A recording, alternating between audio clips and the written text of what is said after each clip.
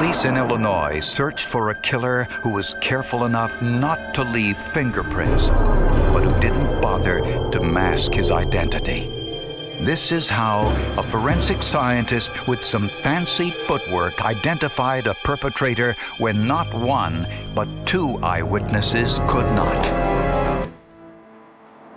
July 19, 1991 was typically hot and humid in Peoria, Illinois. Once the sun set and the temperature subsided, it was a perfect night for a cookout. It was hot, very hot, and we had the windows open. And the back door was open. Casey Johnson and her roommate, Jennifer Logsdon, spent the evening with Jennifer's fiancé, Tommy Smith. After we ate dinner, we went up to the grocery store and got stuff to make blizzards. And came back and we moved the coffee table out of the way and pulled our mattress out into the living room so we could all three lay down and watch TV. They all watched a Stephen King horror movie, and less than 15 minutes later, Jennifer fell asleep. She awoke to sounds that didn't come from the television. I could hear screaming. She turned and saw Tommy fighting an intruder who was armed with a knife.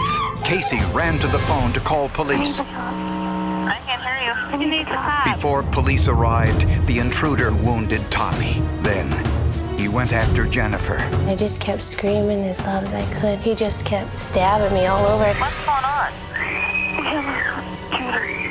Huh? An intruder. Incredibly, Jennifer grabbed the knife from her assailant. I fought as hard as I could. I was hitting him and kicking. But her actions only fueled his anger. The intruder got the knife back and attacked again. And that's when he cut me twice and just left me for dead. This person that broke into your house, does he have any weapons? Hello? He then found Casey in the bedroom on the phone with the police.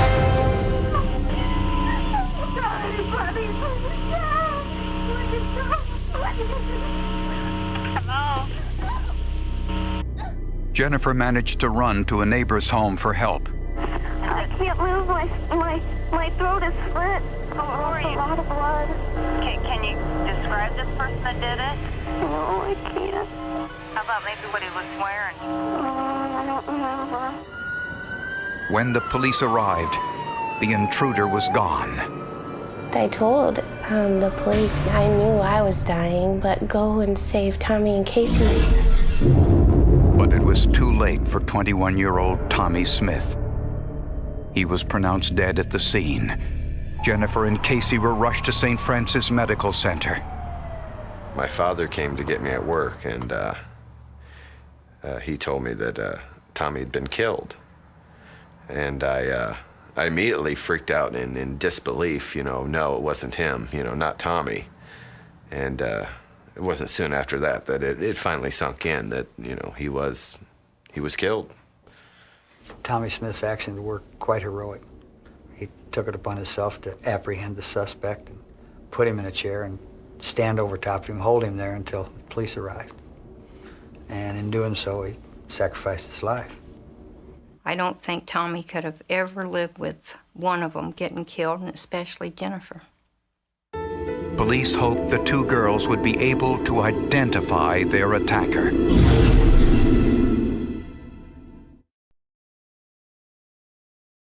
Connie Smith had to do what every parent dreads: plan the funeral of a child. He was the neatest kid a mother could have. He was the best baby, best little boy, most loving young man. Even if he got mad, he never stayed mad long. He would have made a great dad. He would have made a great husband, because I know he was a great son. Tommy's fiancée, Jennifer, was in the intensive care unit near death. She had sustained multiple stab wounds, a cut throat, and a punctured lung. If Tommy Smith wouldn't have been in that house, those two young ladies wouldn't be here today. They'd be dead. And I believe that. The crime scene gave mute testimony to the girls' intense will to survive. He had really did a number on both of the young ladies. They both exhibited a great deal of courage. They had very strong constitution. They had a very strong will to live. Gradually, their conditions improved, but when they spoke to police, they could remember very little. He just kept stabbing me all over, and nothing hurt. But I didn't see any blood either. She did state that a black male had entered the home. She wasn't sure how. And I can't remember what he looked like. Investigators would have to rely on the crime scene for clues. They quickly concentrated their attention on the assailant's point of entry, a bedroom window. The outside screen was jarred and out of place and cut. Investigators were shocked by the amount of blood found in the home. I think once he started cutting, he went into a frenzy. And at that point, he felt the only way that he could prevent the police from finding out who did this to these kids was to kill all three of them. In one of the bedrooms, amid the clutter, police found the wooden handle of the murder weapon. When the handle of the knife was located at the crime scene, it speaks of our suspect's panic and his hurry to flee the scene. Mrs. Johnson had grabbed the blade of the knife and was able to break it loose from the handle. Unfortunately, there were no fingerprints on it. Police found a party invitation on the floor near the point of entry. Police used black magnetic powder to see if the killer may have knocked it to the floor during the struggle. They were looking for the friction ridges of a fingerprint. On top of the friction ridges are pores, and that's where the perspiration comes from when the person sweats. And when they touch an item, they may or may not leave their identification through those unique characteristics. On the invitation, Gary Siebenthal found what appeared to be a partial palm print. A print that did not belong to Tommy, Jennifer, or Casey. While interviewing neighbors, police were surprised to learn that despite the girls' screams, no one saw the killer leave the crime scene. Police thought they had solved the case when they found blood on the screen door of a neighbor's home, Gene Brown. And he explained that he had cut himself on the lower leg carrying the garbage out earlier in the night. Test revealed the blood was Brown's, and investigators found broken glass in his trash can, which Brown said had caused the cut. Brown's palm print did not match the print on the party invitation at the crime scene. And neither Jennifer nor Casey identified their next-door neighbor as the assailant. Police suspected the killer lived nearby since he fled the scene on foot. And it was the foot which would lead police to the killer.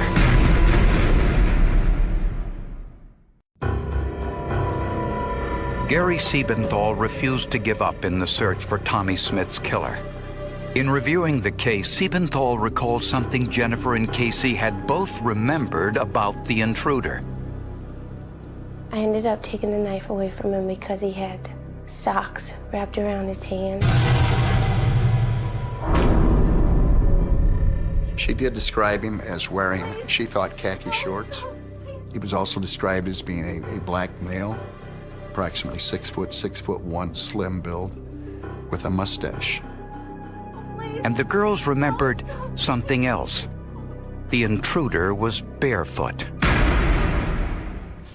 Why would a killer enter a home wearing socks on his hands, but nothing on his feet? And if the killer lived nearby, why didn't he cover his face? He's breaking into a home where people can recognize him, will certainly recognize him. And I think by the fact that he went in there quietly, armed with a knife, that his intention all along was to do great harm to both the young ladies living there. But the fact that he was barefoot quickly became the central focus of the investigation. That led a little insight into what the strange print was on the card. because it didn't look like a palm print to the crime scene investigators. It was something strange that they really hadn't seen before. Suddenly, it occurred to Siebenthal that the print on the party invitation might not be a palm print at all.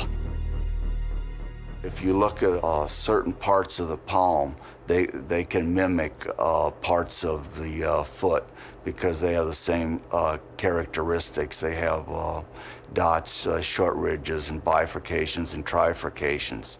Was it possible that the perpetrator knocked the party invitation to the floor and then stepped on it? If so, the hot, muggy July night created the perfect conditions for leaving a print behind. How he does that is through the moisture that the individual leaves in his fingerprints and his palm prints. Siebenthal began the painstaking task of identifying the print. Using a microscope and a pointer, he examined the friction ridges, every bifurcation and trifurcation, which are points where one line divides into 2 or 3. Police have a fingerprint database they can refer to, but they don't collect footprints. On a hunch, police asked the girl's next-door neighbor, Gene Brown, for his. We took his footprints through a search warrant, but taking footprints is something that the average person doesn't have to do when they're taken into custody. Siebenthal compared Brown's footprints to the print on the party invitation. You have to look for the uniqueness of those points of identification, and we found it on the outside left heel print of Gene Autry Brown. Gary Siebenthal had a match, and it was the first time in the history of the Peoria Police Department that a footprint had been recovered from a crime scene. Why he had no shoes on, I'll have no idea, but it wasn't very smart. It wasn't the smartest thing you can do.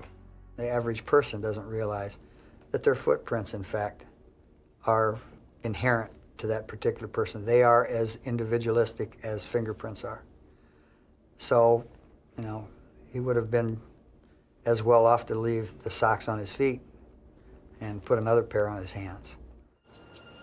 In a search of Brown's home, police discovered a set of knives which were identical to the murder weapon, and they also found Casey Johnson's purse. Police found bloody socks with the broken blade of the murder weapon inside. And in one of the socks was Gene Brown's wedding ring. Finally, investigators found tiny traces of blood in Brown's hair. He must have had a great deal of blood on him when he left the house after attacking the 3 individuals, and he still had blood on his body. DNA tests of the blood sample showed it was from all 3 victims, Tommy, Jennifer, and Casey. Gene Brown was arrested and charged with murder. He had a wife. He had a cute little boy. He had a family that cared for him, you know. And because he chose drugs, he took my son away from me.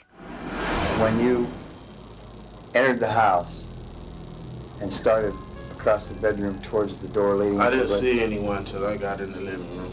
By that time, the guy had jumped me, grabbed my head.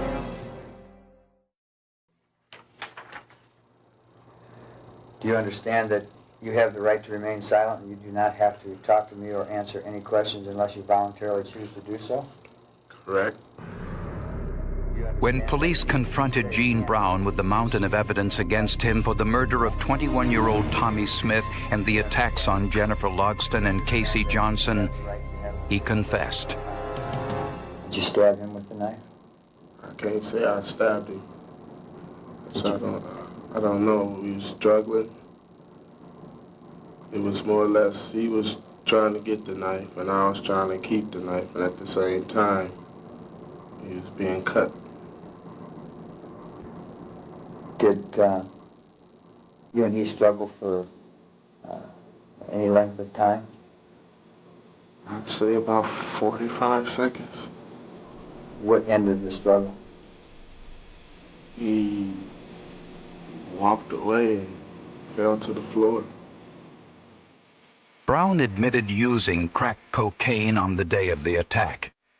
After having dinner with his wife and infant son, Brown said he needed money to buy more cocaine.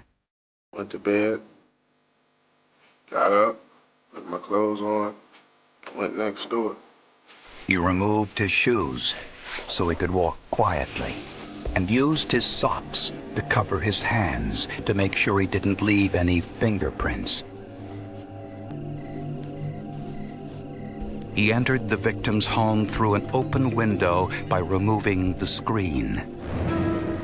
But he never realized his feet could leave the very same prints as his fingers, just as distinctive, just as incriminating.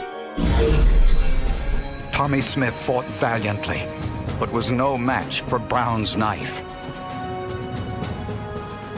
Jennifer slipped out of the house when Brown was in the other room. Casey survived by playing dead after she was attacked. Medical attention saved them both.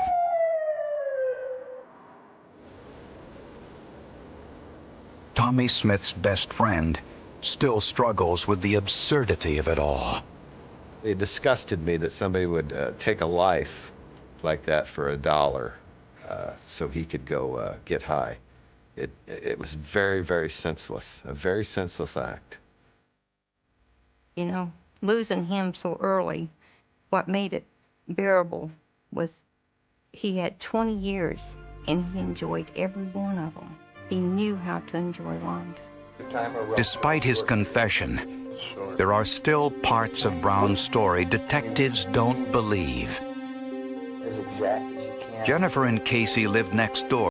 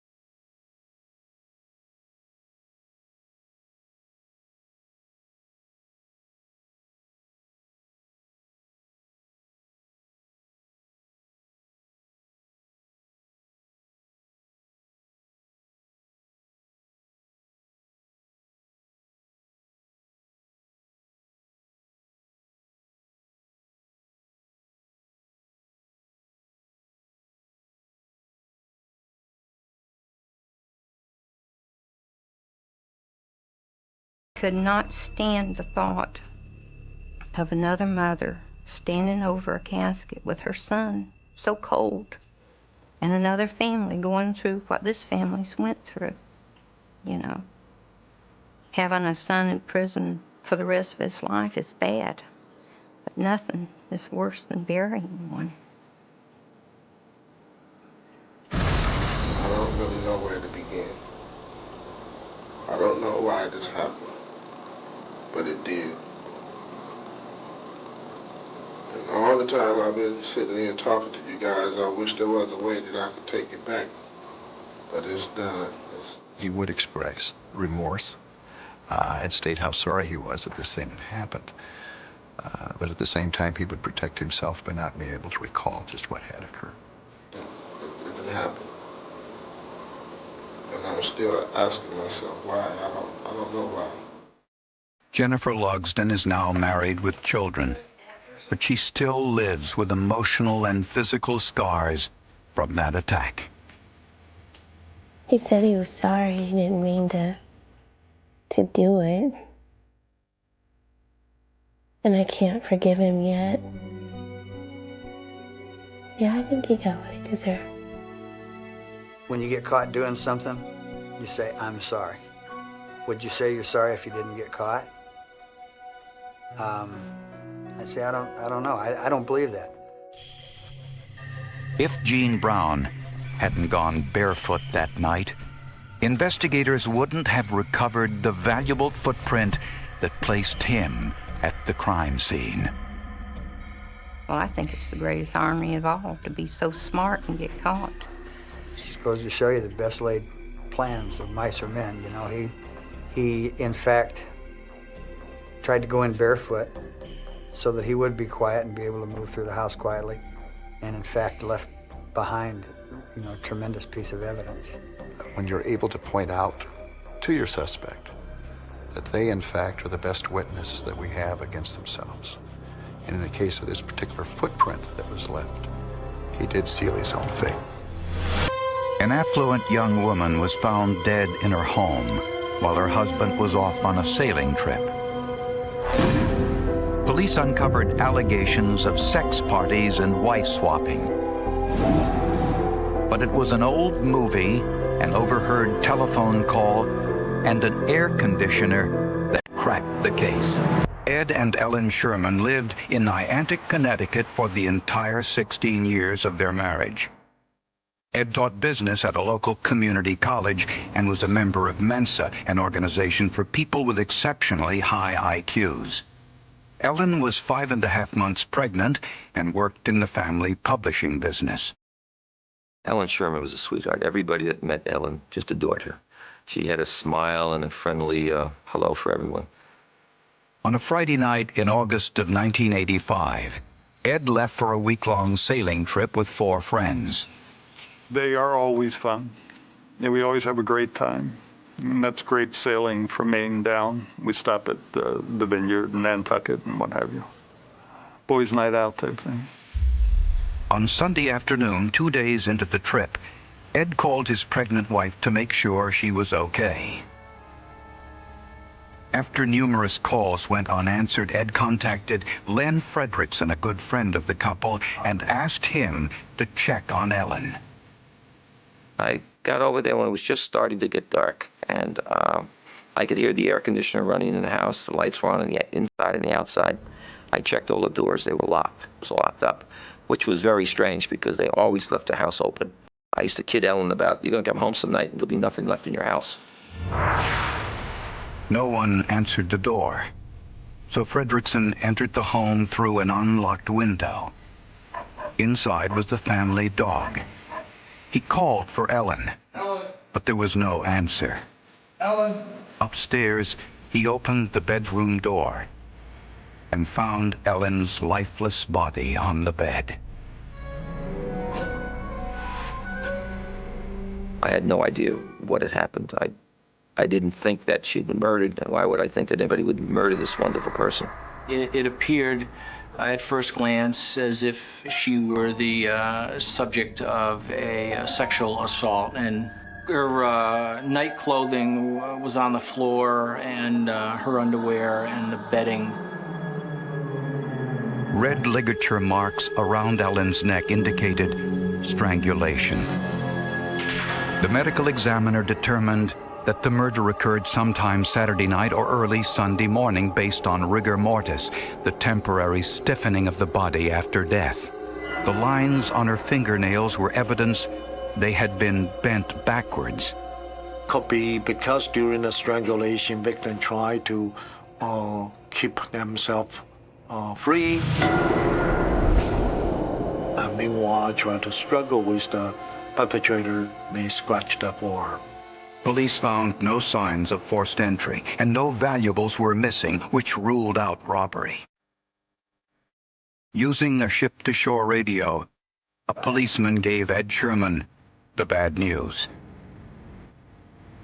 He talked to him for a while, which I wasn't listening to, but he eventually did hand me the microphone and said, Wayne, take this, it's the police. They said Ellen's been killed. Detective Mike Malchik soon learned that the Shermans' lives were far from ordinary. It was a lifestyle of deception, sex, and intrigue.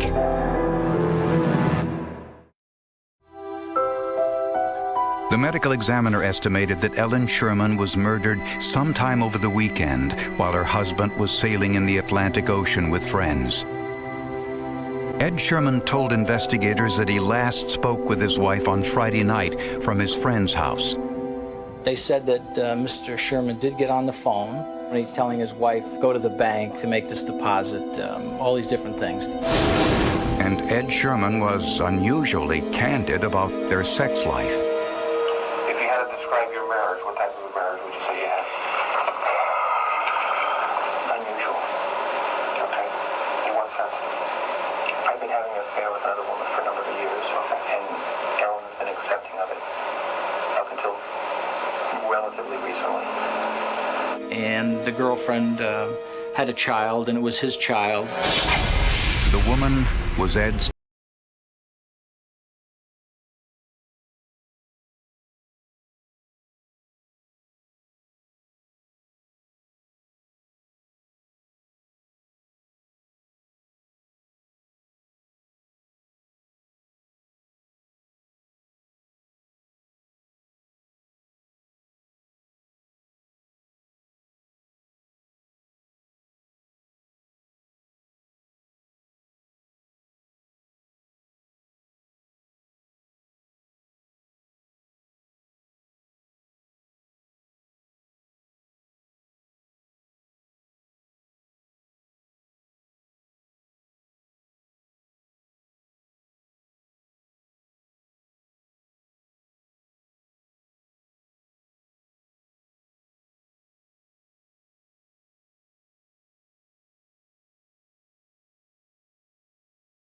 I was totally unaware of and would not have guessed it. Since there were no signs of forced entry, police suspected Ellen may have known her killer.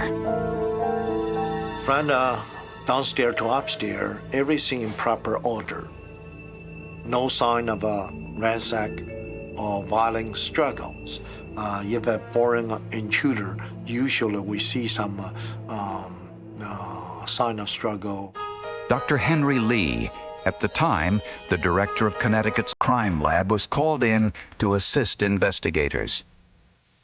Dr. Lee examined photos of the ligature marks on Ellen Sherman's neck and found a faint pattern. And this pattern is a zigzag pattern, which is so unique. Initially, we don't know where they come from. Lee compared this to the clothing found at the scene, including the torn panties. Subsequently, when we start stretching the panty, you can see this zigzag pattern. The space start opening up and shows identical pattern as what left on the neck. But other evidence showed that Ellen was strangled with bare hands, not the panties. The autopsy revealed the cricoid cartilage in the neck had been fractured, something which cannot be accomplished during ligature strangulation. Dr. Lee believes the killer wrapped the panties around her neck afterwards in order to stage the crime scene to make it look like a sex crime. On the bedsheet under ultraviolet light was biological evidence investigators hoped would identify the killer. Extremely unusual is the bedsheet we found close to 150 to 200 individual semen stain. That's a lot of semen stain. This biological evidence was too badly degraded for DNA testing, which meant the material had been there for quite some time and had survived laundering. While searching for suspects, police discovered that Ed's mistress, Nancy Prescott, may have been angry with Ed and Ellen. Ed had recently agreed to end the affair to save his marriage. When Ellen got pregnant, she said, I want you to stay home and be a father to this baby and be there when it's born and give up the girlfriend. So they talked it out, and Ed said that he was willing to give up his girlfriend and that he would be a father and a husband to Ellen. And then I terminated the relationship with this other woman. I was angry because I had to make a decision. And so I told Nancy, can't handle it anymore. She kept asking me, why? Detectives asked Ed to take a polygraph test. He agreed. The results were inconclusive. And Nancy Prescott had an alibi for the day of the murder. The trail of the killer was starting to turn cold. Mike Malchek had promised Ellen's mother, Rose, that he would stay on the case and that they would find out who did this to her daughter. Then Malchek got lucky. He learned there was a movie that featured a murder identical to Ellen Sherman's. Would this film lead police to the killer?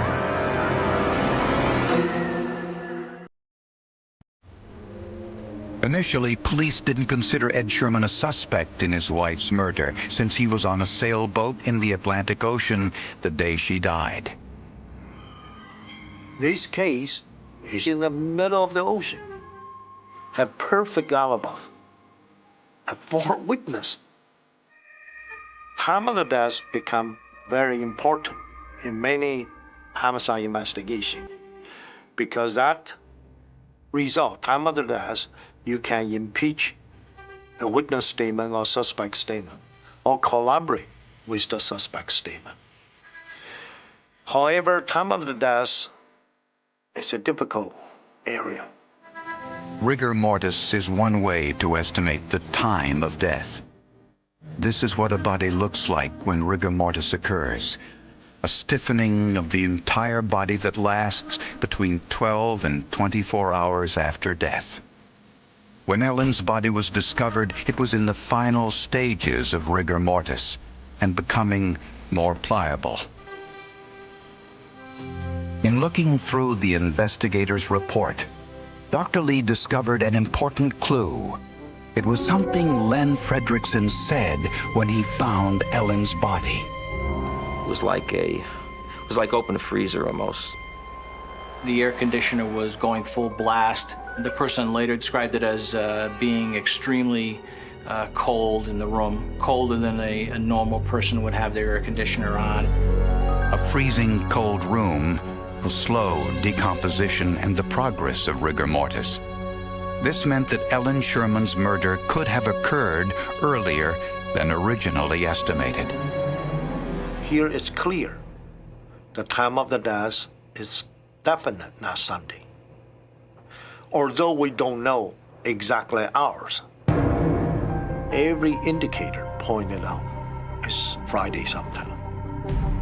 If Ellen was murdered on Friday night, then Ed Sherman would have had plenty of time to commit the crime.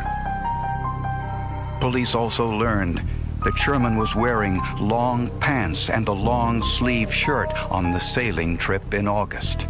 And looking back on it, we were all in shorts and t-shirts, and he had long pants on and a turtleneck.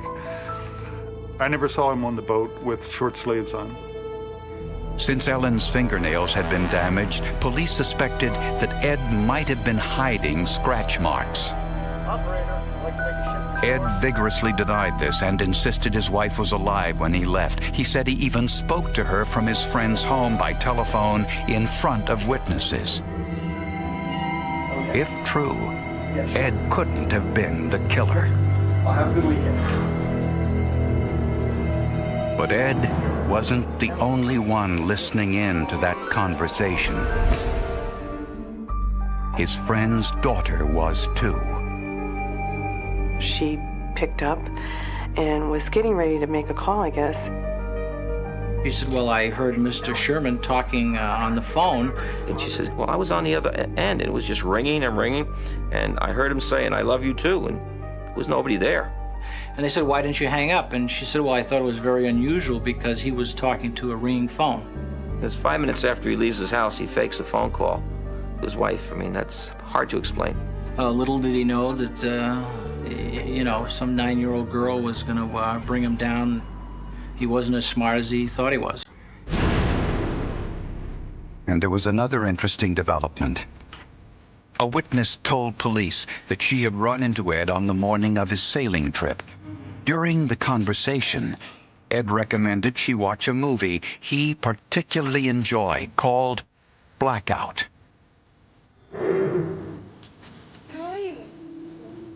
In the film, a man kills his wife and children, puts the bodies inside the house, then manipulates the crime scene in order to fool forensic scientists and mask the true time of death. Richard Widmark, who plays the detective, comes out to the press and says, the time of death is going to be very difficult to determine because the bodies were put in a cold room with the air conditioner turned all the way up. The medical examiner estimates they were dead for at least 3 days. The air conditioning system in the house was turned on, apparently to slow the decomposition of the bodies. Was it possible that Ed did the same thing? Friends say he displayed a morbid fascination about details of his wife's murder. He asked me once, he asked me 10 times, do you know if they've determined the time of death? He was very interested in that. He also asked me one time if I knew how a body decomposed. I thought that was a very strange question. I said, no.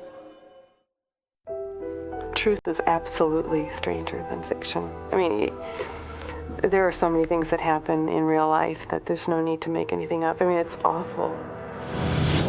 Police and prosecutors alike wondered what motivated Ed Sherman to kill his wife. Despite the apparent reconciliation, friends say Ellen decided she wanted a divorce. Since Ellen was the majority owner of the family business, she allegedly told Ed that she would leave him with almost nothing. And Ellen said he can have his girlfriend and his sailboat, and that's it. So I said to her, I said, are you sure this is what you want to do? She says, I can't live like this anymore.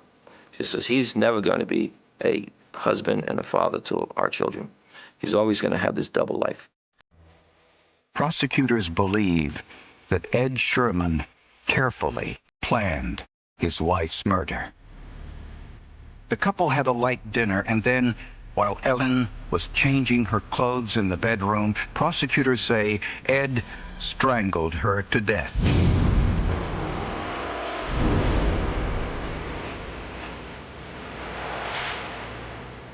The forensic evidence shows that Ellen was dead before Ed wrapped the panties around her neck to make the murder appear to be a sex crime.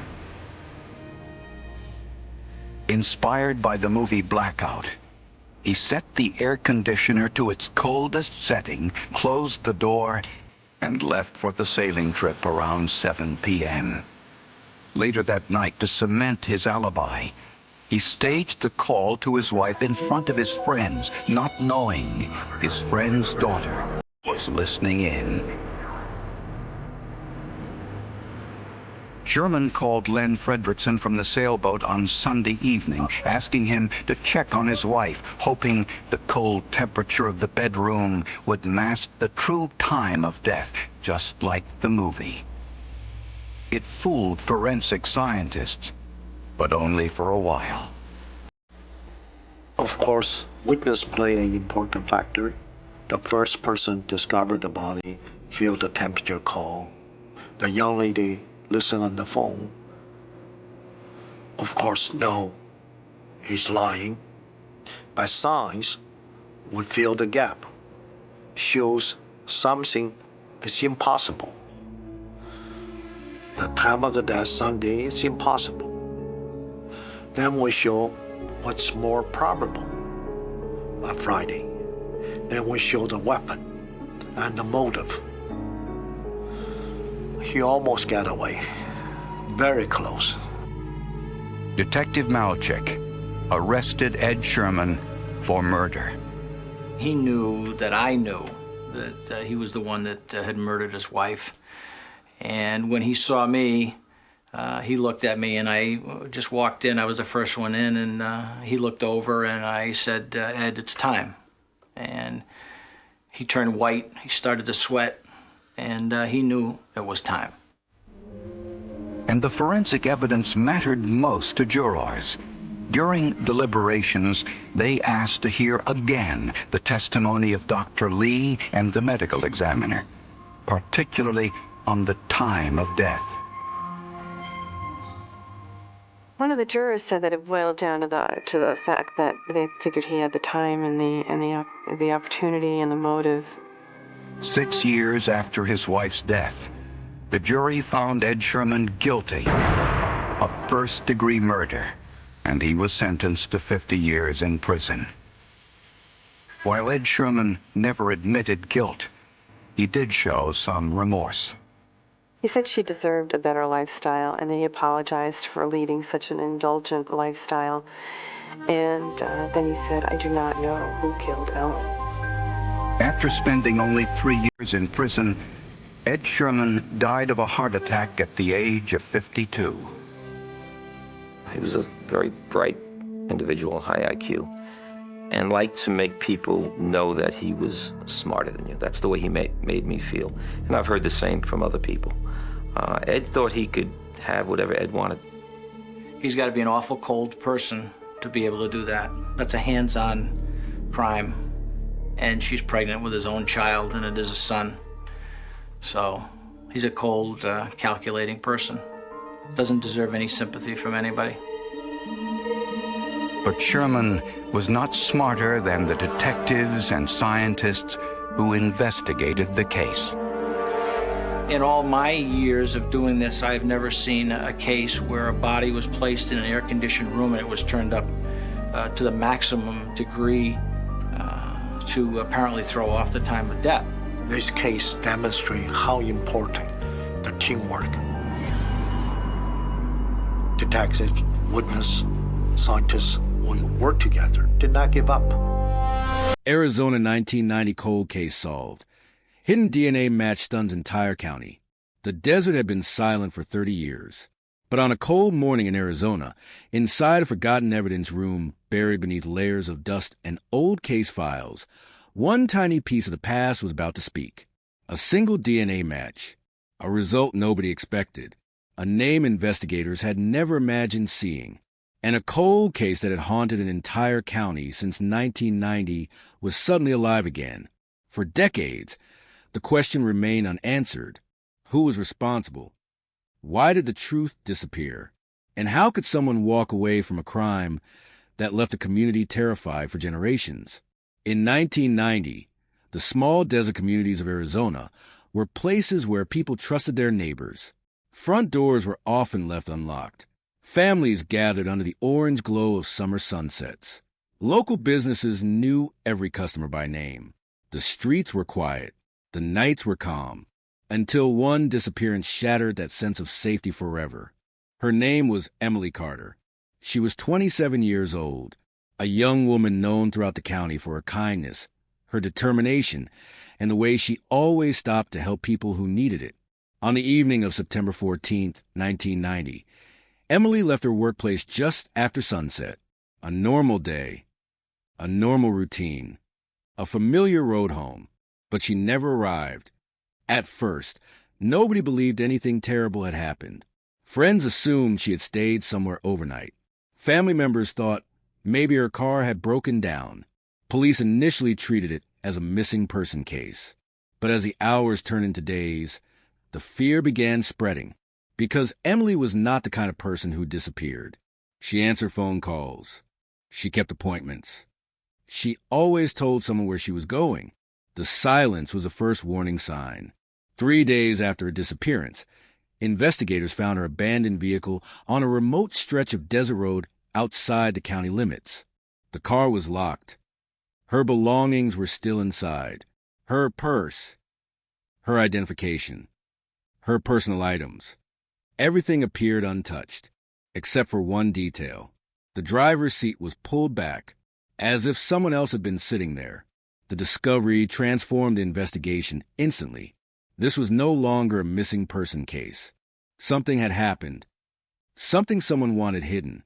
The desert became a crime scene. Detectives searched every inch of the area. They walked through miles of dry land under brutal sunlight. They examined tire tracks, collected fingerprints. interviewed residents, knocked on doors. Every possible lead was followed, but the desert gave them almost nothing. Only silence, only questions. The first major breakthrough came from inside Emily's vehicle. Investigators discovered traces of evidence that suggested another person had been inside.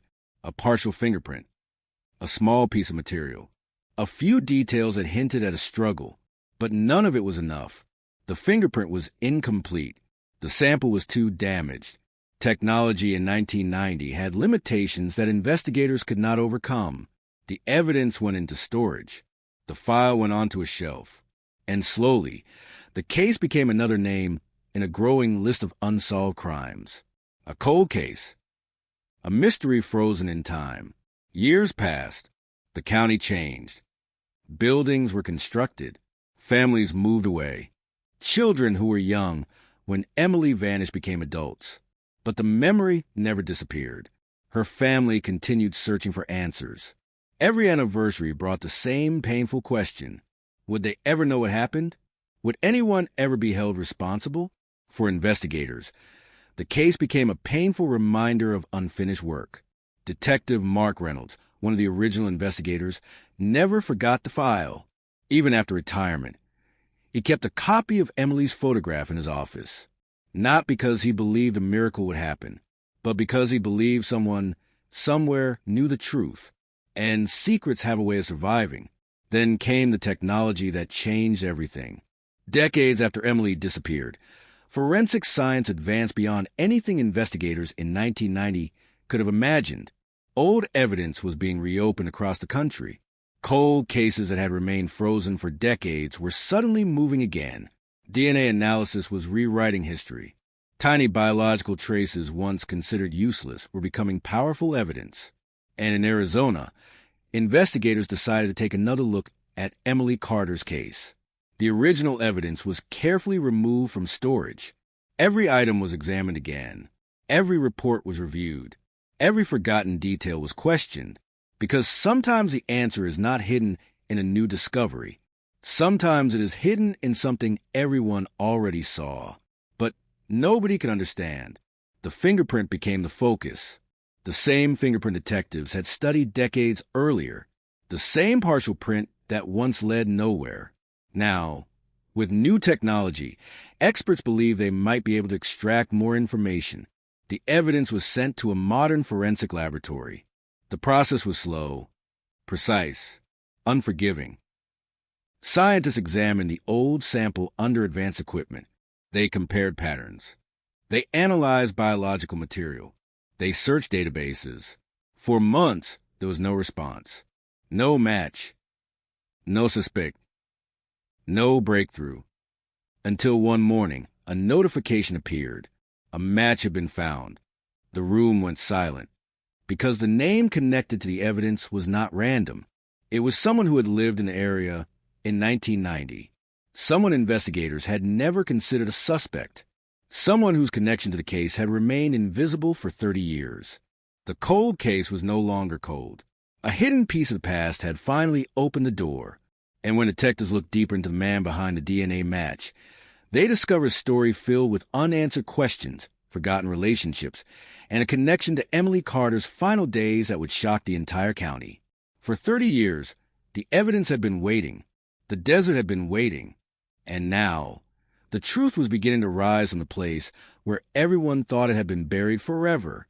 The investigation was about to enter its most unexpected chapter, because the person who held the answers had been closer than anyone imagined, and the secret that survived 3 decades was finally ready to be exposed. The discovery changed everything.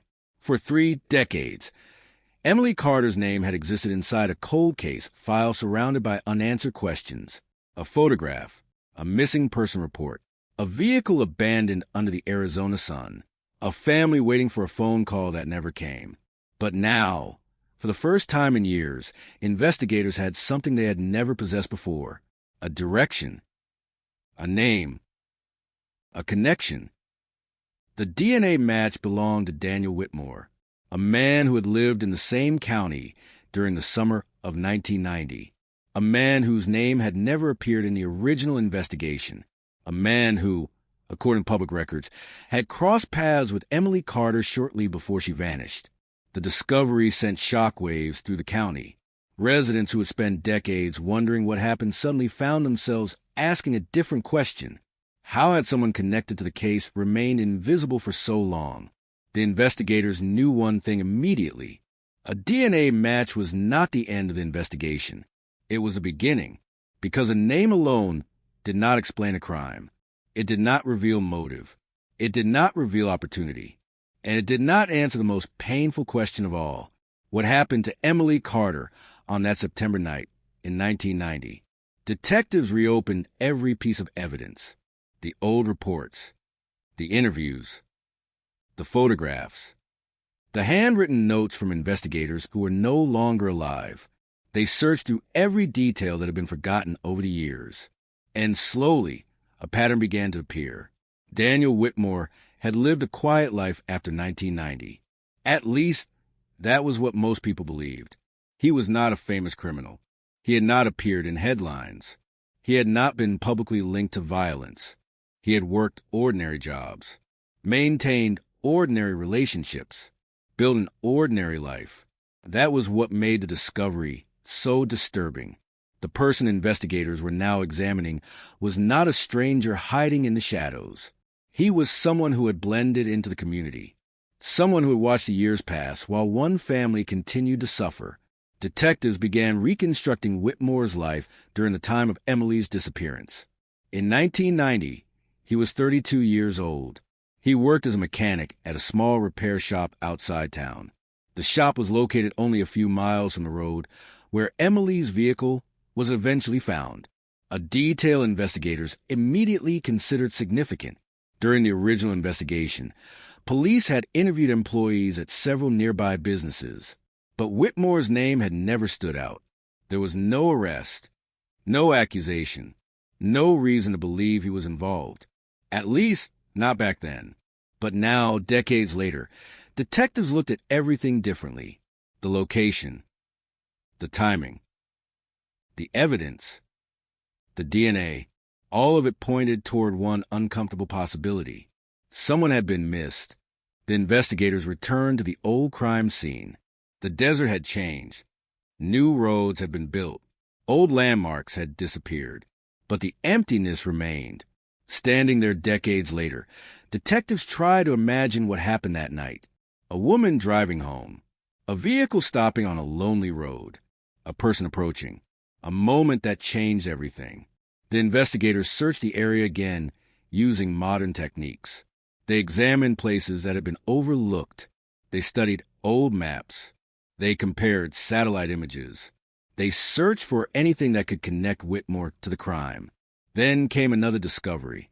A witness. Someone who had never spoken to investigators in 1990. Her name was Linda Harper.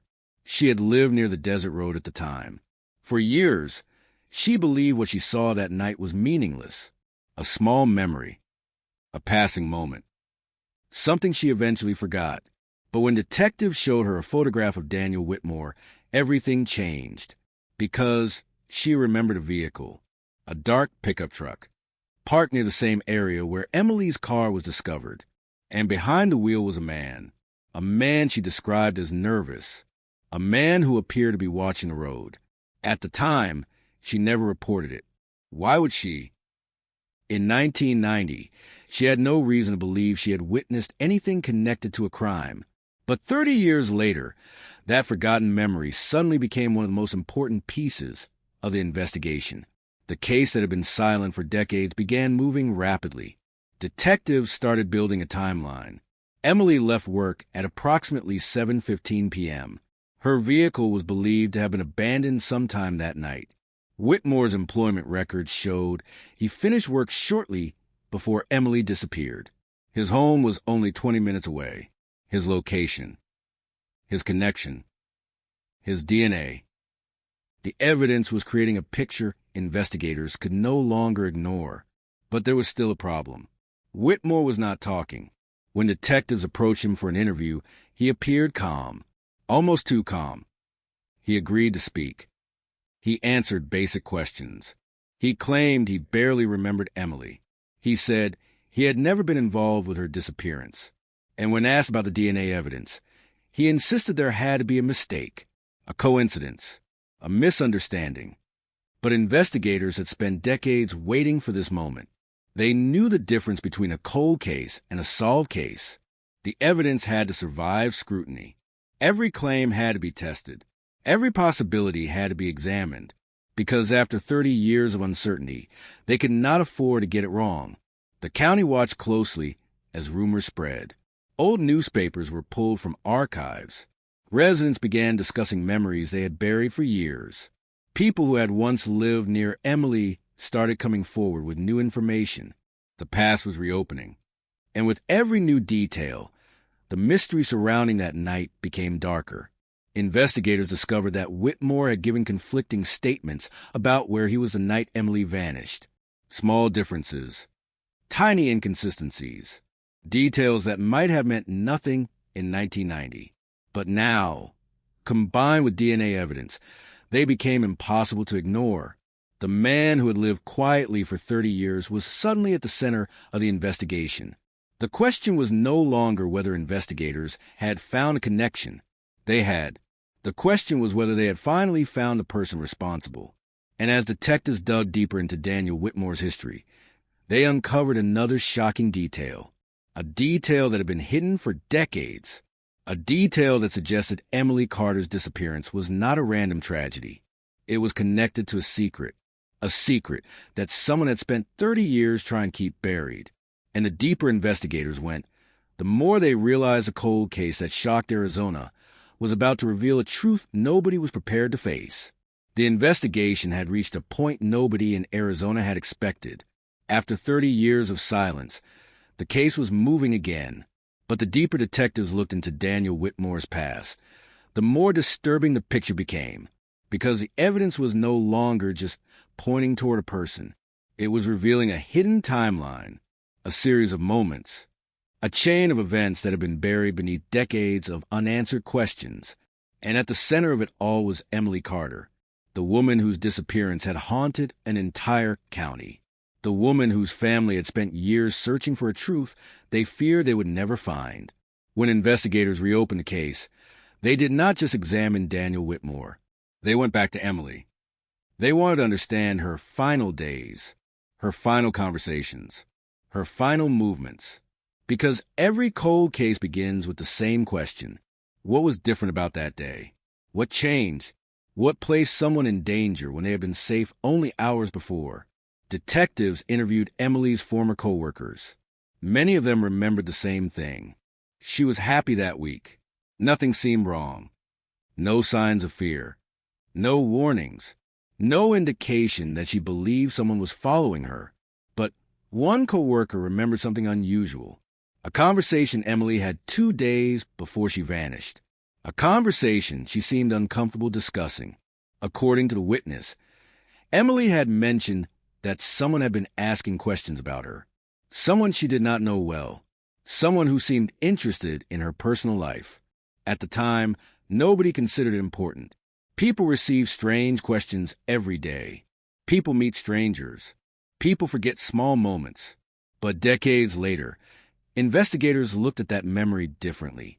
The smallest details often become the biggest clues, especially when everything else is gone.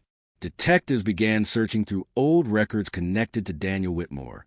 They discovered something that had never been fully investigated, a connection between Whitmore and a location near where Emily's vehicle was found. In 1990, Whitmore occasionally worked late nights repairing vehicles for private customers. One of those customers lived near the desert road, the same area where Emily's abandoned car was discovered.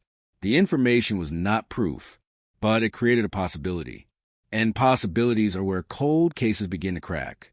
Investigators then turned their attention toward the original evidence, the fingerprint, the piece of evidence that had survived 30 years, the piece that had once been considered useless.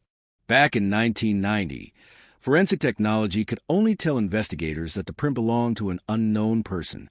That was all. No identity. No match. No answer. But modern forensic analysis changed the situation. Experts examined the print again. They enhanced the image. They studied the ridges. They compared it against updated databases. And then they found something unexpected. The fingerprint was not just connected to DNA evidence. It matched the same individual, Daniel Whitmore. For investigators, the moment was overwhelming because two separate pieces of evidence from different scientific methods had reached the same conclusion: a fingerprint, a DNA profile, both pointing toward the same person. The case that had remained frozen for decades suddenly had movement, but there was still a question that troubled investigators. Why? Why Emily? Why that night? Why did someone with no obvious connection become involved in a crime that destroyed so many lives? The answer began to emerge from people who knew Whitmore. Former co-workers described him as quiet, reserved, someone who kept his personal life private. But some also remembered a darker side, a temper, a need for control, a tendency to become angry when situations did not go his way. Those details had never seemed important before, but now they created a disturbing pattern. Investigators searched deeper. They found old complaints, minor incidents, arguments, moments where Whitmore's behavior had raised concerns. Nothing that had resulted in serious consequences. Nothing that had placed him on law enforcement's radar. But enough to make detectives wonder. Had everyone simply been looking in the wrong direction? For 30 years, the community had imagined the person responsible as a stranger, a criminal passing through, a mysterious figure from outside the county. Nobody wanted to believe the truth could be closer, because the most frightening possibility was not that a dangerous person existed somewhere far away. It was that someone could live among them, work beside them, walk through the same streets, and carry a secret nobody knew. As detectives prepared to confront Whitmore with the new evidence, they faced another challenge. The years had changed everything. Memories had faded. Witnesses had moved. Some had passed away. Physical evidence had disappeared. The investigation was racing against time. But one thing remained: the evidence. Evidence that had waited patiently for technology to catch up. The arrest shocked the county. When news spread that investigators had identified a suspect in Emily Carter's disappearance, people gathered outside the courthouse. Some were relieved. Some were angry. Some were simply stunned. Because for decades, the case had become part of the community's identity. A reminder of a mystery nobody could solve. Now that mystery had a name: Daniel Whitmore. But the story was not over, not even close. A piece of evidence that explained why the investigation had failed in 1990. A mistake. A decision. A moment where the truth had been sitting in front of investigators all along, and the revelation would force everyone to ask the same question. How much sooner could Emily Carter's family have had answers? How many years had been lost?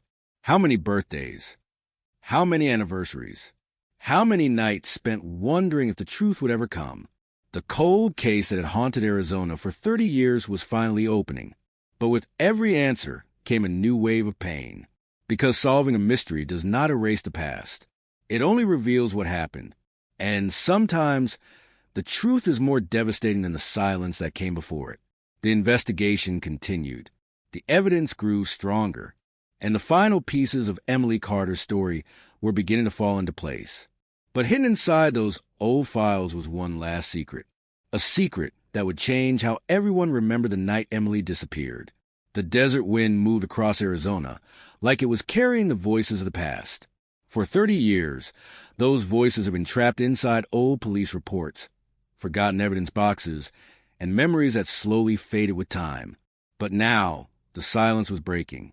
The name Daniel Whitmore had changed everything. A man who had lived quietly for decades was suddenly connected to one of the most haunting mysteries in county history: the disappearance of Emily Carter. A case that had once seemed impossible to solve. A case that had defeated investigators, frustrated detectives, and left a family trapped between hope and heartbreak. But behind every cold case is a moment. A single moment where everything changes. For Emily Carter's case, that moment came from something nobody expected, a piece of evidence that had been sitting untouched for decades, waiting, watching, holding a secret. The fingerprint. The same fingerprint that investigators had photographed in 1990. The same fingerprint that had once been labeled incomplete. The same fingerprint that had been placed inside an evidence file and forgotten. For years, detectives believed it would never reveal anything. Technology had reached its limit. The print was too damaged, too unclear, too old. But time had changed the rules. Modern forensic science had turned impossible cases into headlines.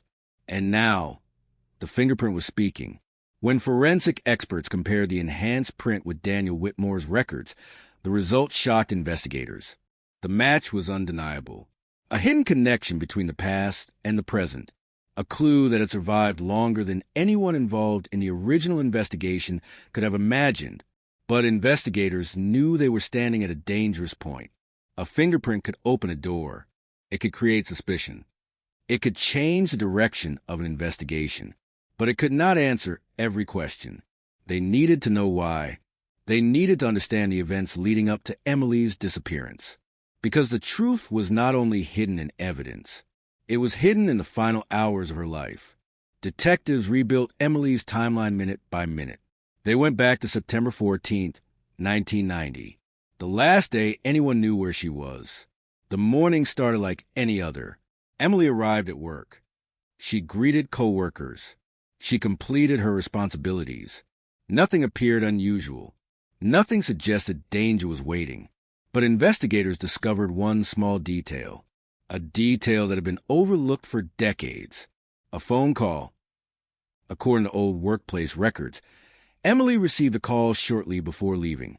The person on the other end was never identified. In 1990, investigators attempted to trace the call, but the technology was limited. The records were incomplete.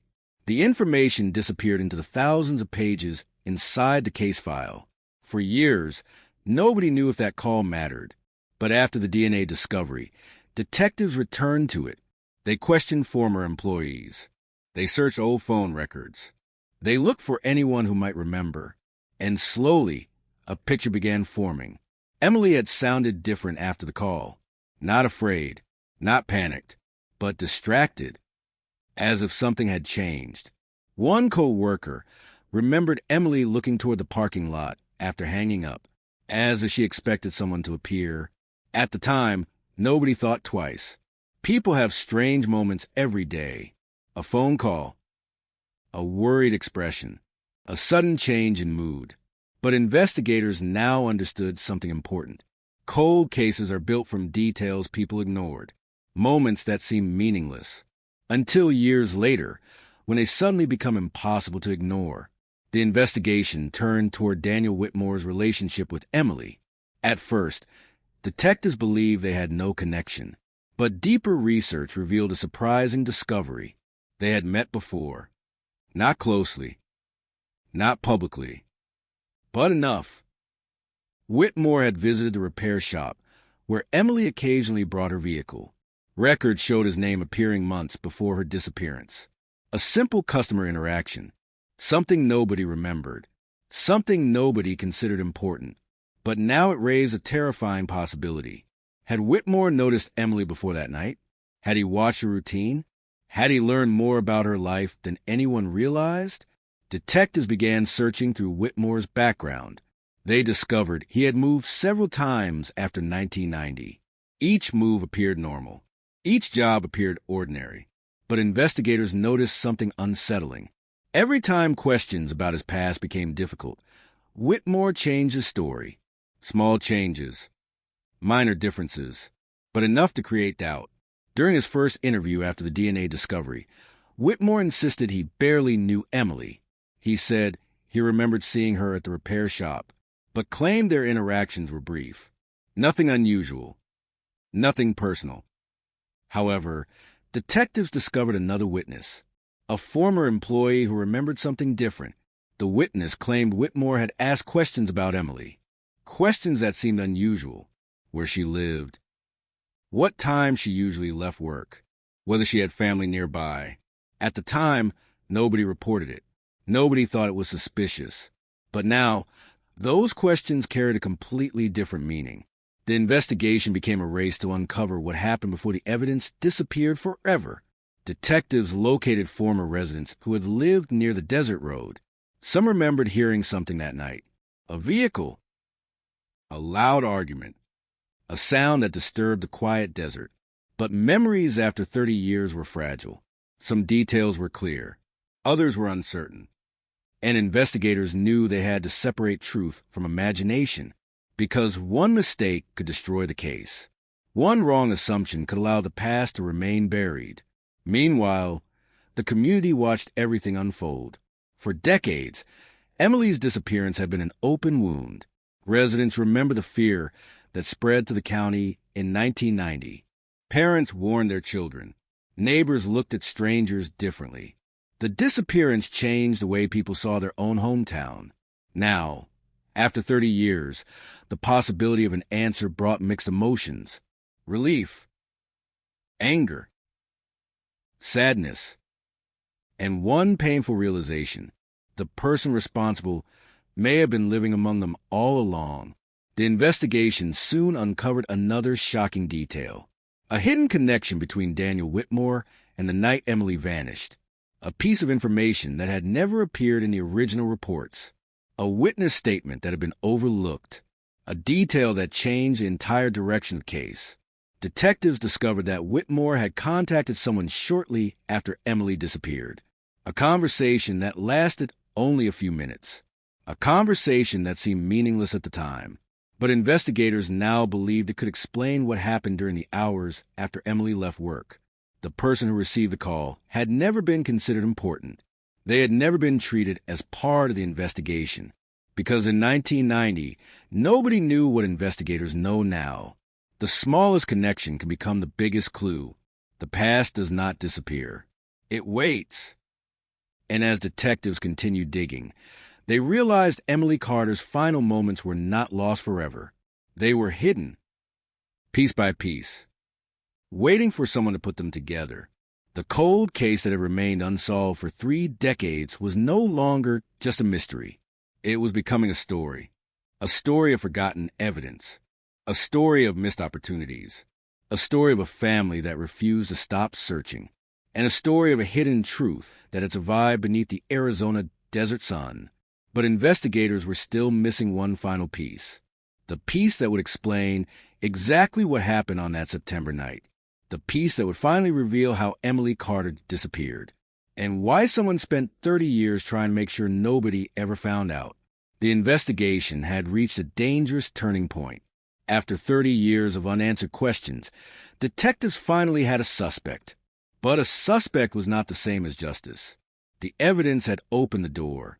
Now investigators had to walk through it carefully, because behind every piece of information was a family waiting for answers.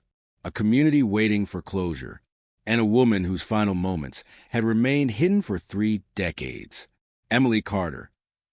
The name that had never disappeared. The face that remained on missing person posters long after the paper had faded. The case file that continued to sit in storage, untouched while the world moved forward. But now, the past was returning, and it was bringing secrets with it. After the fingerprint connection was confirmed, investigators began a full reconstruction of Daniel Whitmore's movements in 1990.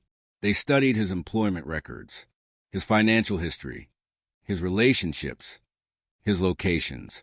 Every detail mattered, because the question was no longer whether Whitmore had crossed paths with Emily. The evidence suggested he had. The question was whether investigators could prove what happened after those paths crossed. The answer was hidden somewhere between the last known moments of Emily's life and the discovery of her abandoned vehicle. A gap of time. A gap where a person disappeared. A gap where a crime may have occurred. Detectives returned to the original police reports. Pages that had been written decades earlier. Pages filled with handwritten notes, faded photographs, and theories that never became answers. They noticed something immediately.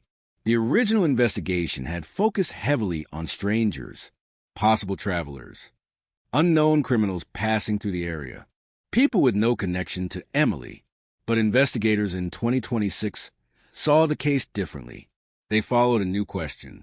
What if the person responsible was not a stranger? What if the person responsible already knew her routine? That possibility changed everything. The investigation shifted. Instead of searching outward, detectives looked closer. They examined people who had been near Emily's life. Co-workers, customers, neighbors, anyone who may have had access to information. And slowly, Daniel Whitmore became more difficult to explain. Former employees from the repair shop remembered him differently. Some described him as polite, quiet, reliable, the kind of person nobody suspected, but others remembered moments that felt uncomfortable, moments that seemed insignificant at the time. One former co-worker recalled Whitmore becoming angry when questioned about his whereabouts. Another remembered that he disliked people asking about his personal life. Small details, almost meaningless, until they were placed beside the DNA evidence. Then they became something else, a pattern. Investigators discovered that Whitmore had left Arizona several years after Emily disappeared. He moved from town to town, never staying long enough to attract attention, never creating a record that connected him to the case. To most people, it looked like an ordinary life, a man changing jobs, a man starting over. But detectives saw something different. They saw distance. They saw someone who had left behind a place where a mystery remained unsolved. The investigators wanted answers from Whitmore directly. They arranged another interview. This time, they brought the evidence, the fingerprint, the DNA match, the timeline, the witness statements. The room was quiet as detectives placed the documents on the table. For years, Whitmore had believed the past was gone, buried, untouchable. But the past had returned, and it was sitting in front of him. At first, he remained calm. He repeated the same explanation. The evidence was wrong. The DNA must have been transferred somehow. The fingerprint did not prove anything. He claimed he had no memory of the night Emily disappeared. But detectives noticed something. A reaction. A hesitation. A brief moment where his confidence disappeared. It lasted only seconds. But investigators had spent years studying human behavior. They noticed, and they recorded everything. The interview continued for hours. Detectives asked simple questions. Where were you that night? Who did you speak with? Why was your evidence found in Emily's vehicle? Each answer created more questions. The timeline became harder for Whitmore to explain. Eventually, investigators presented another discovery. A witness who remembered seeing his truck near the location where Emily's vehicle was found. A witness who had no reason to lie. A witness whose memory had been forgotten for decades. Whitmore's expression changed. For the first time, detectives saw uncertainty. The investigation was no longer based on one piece of evidence. It was becoming a chain, a fingerprint, DNA, a timeline, a witness, a connection, and every link led back to the same person. But then investigators uncovered something even more disturbing, something hidden inside the old case files. A mistake. A mistake made in the first days after Emily disappeared. A mistake that may have allowed the truth to remain hidden. In 1990, detectives collected evidence from Emily's vehicle, but the technology of the time forced them to prioritize certain items.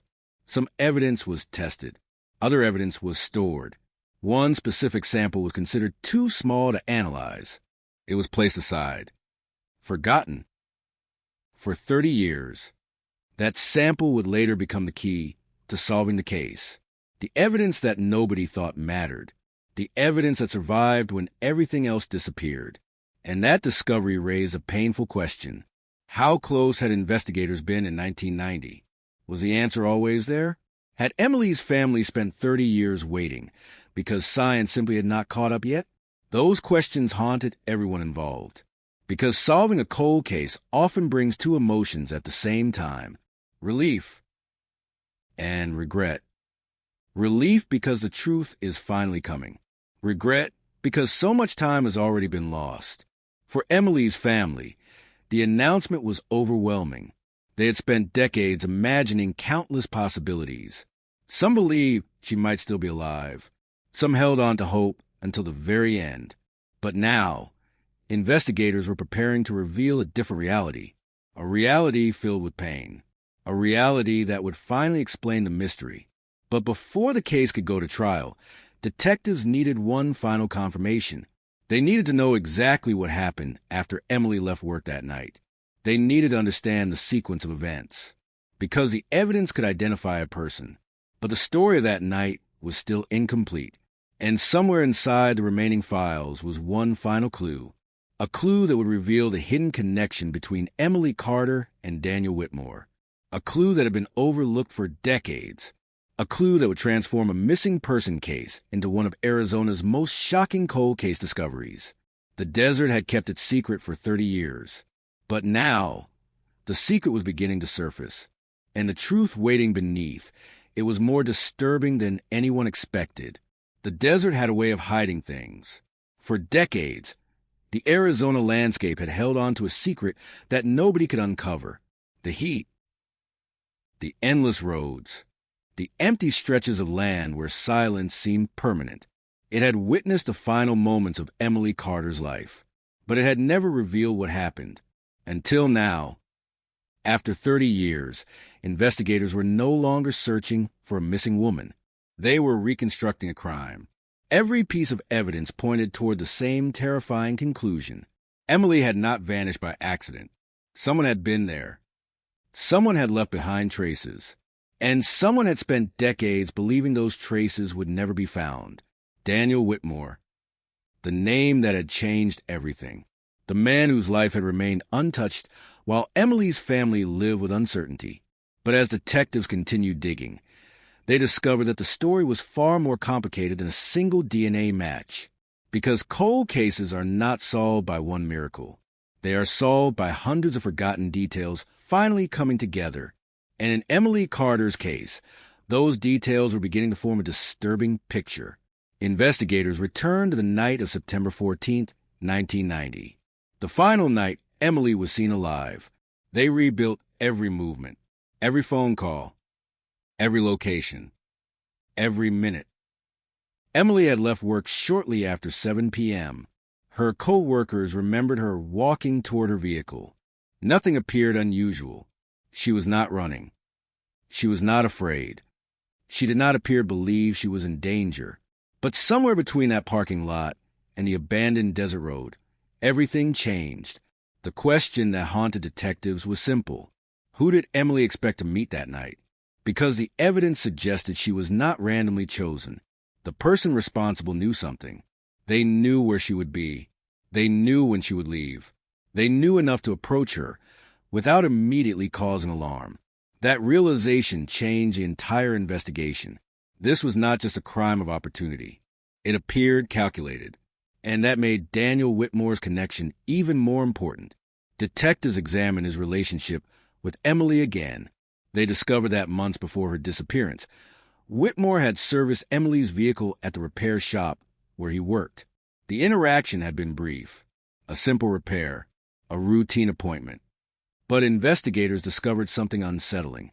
Emily had returned to the shop more than once. Each time, Whitmore had been involved. At the time, nobody considered it significant. Thousands of people interact with mechanics every year. But investigators knew something about human behavior. Familiarity creates trust. A person who seems familiar does not immediately appear dangerous. And that possibility became one of the most disturbing parts of the investigation. Had Emily gotten into a vehicle because she recognized the person behind the wheel? Had she believed she was safe? The thought was impossible for investigators to ignore. Meanwhile, detectives continued examining Whitmore's life after 1990. They expected to find something obvious. A criminal record. A confession. A major mistake. But instead, they found something more complicated. A man who had carefully maintained an ordinary appearance. He paid bills, worked jobs, built relationships, Live quietly. The kind of life that makes people believe someone is incapable of terrible actions.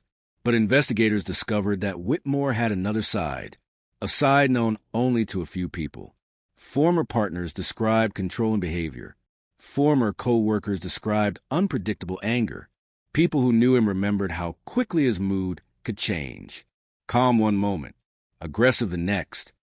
These statements did not prove a crime, but they gave detectives a possible explanation, a possible motive, a possible window into what happened.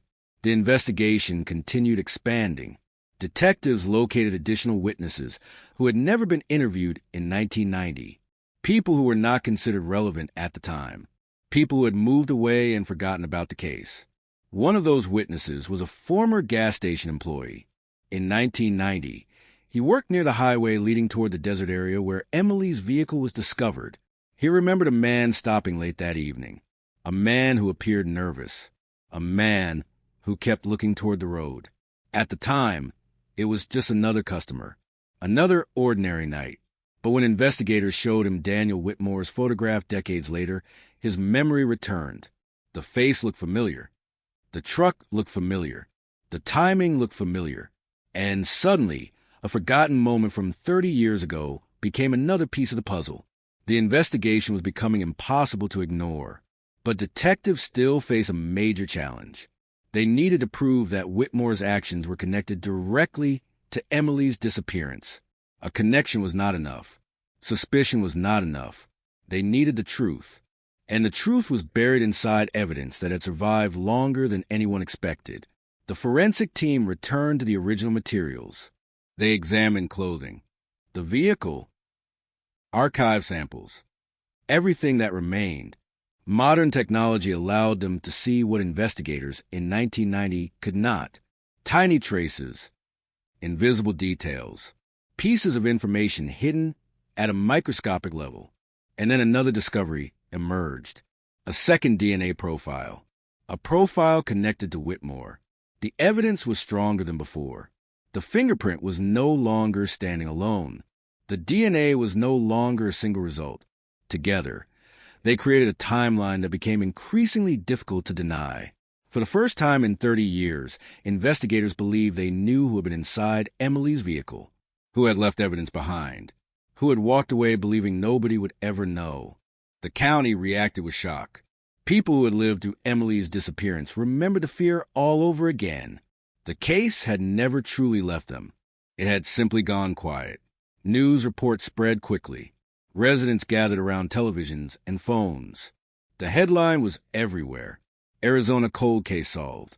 Decades-old evidence identifies suspect. But behind the headline was a family experiencing emotions impossible to describe, because an arrest does not bring back the years lost. It does not erase the empty chairs at family gatherings. It does not undo decades of wondering. For Emily's loved ones, the discovery brought answers, but it also brought pain. The truth they had waited for had finally arrived, and it was heartbreaking. As prosecutors prepared the case, investigators continued looking into one final question. Did Daniel Whitmore act alone, or had someone else known the truth all along? Because detectives discovered something strange inside the original case files. A missing page, a forgotten interview, a conversation recorded 30 years earlier that had never been fully investigated. And that discovery opened an entirely new possibility. The mystery was not only about who committed the crime, it was about who knew, who stayed silent, and why. The cold case that shocked Arizona was getting closer to the truth, but the final answers were still hidden. And the deeper investigators went, the more they realized Emily Carter's story was not just about a crime. It was about time, about secrets, about the devastating cost of unanswered questions, and about a single piece of evidence that waited 30 years to finally speak. The evidence had finally begun to tell its story. After 30 years of silence, the pieces that once seemed meaningless were becoming impossible to ignore. The fingerprint, the DNA match, the forgotten witnesses, the hidden timeline, all of it was pointing toward the same conclusion. Daniel Whitmore was no longer just a name in an investigation. He was the center of one of Arizona's most shocking cold cases. But for detectives, solving the mystery was not only about identifying a suspect. It was about understanding what happened. Because Emily Carter was not just a file number. She was a daughter, a friend, a person whose life ended on a night that should have been ordinary. And every unanswered question represented another piece of her story that had been stolen. As investigators prepared the case for prosecution, they returned once again to the beginning. September 14th, 1990, the night everything changed. They studied Emily's final movements. They examined old photographs. They reviewed witness statements. And they discovered something that had been overlooked for decades. Emily's final route home was not random. It passed through an area where Daniel Whitmore had a reason to be. A location he knew well. A road he had traveled many times. At first, investigators in 1990 believed the desert location was chosen because it was isolated, a place where someone could disappear without being noticed. But 30 years later, detectives saw another possibility. The location was familiar. It was convenient. It was connected to someone who understood the area, someone who knew exactly where to go. That realization changed the way investigators viewed the entire case. The desert was not chosen because it was empty. It was chosen because someone knew it. Someone felt comfortable there, and that someone may have been Daniel Whitmore. Investigators began examining Whitmore's movements after Emily disappeared. They found an unusual detail. The morning after Emily went missing, Whitmore did not report to work. At the time, nobody questioned it. People call in sick. People miss work. Life happens. But now detectives wondered why. They searched employment records. They contacted former supervisors. They looked for anyone who remembered his behavior during those days. One former co-worker provided a disturbing detail. Whitmore arrived back at work several days later acting differently. Quiet. Withdrawn. Almost as if he was carrying a burden. The co-worker remembered asking if something was wrong. Whitmore reportedly responded that he was tired.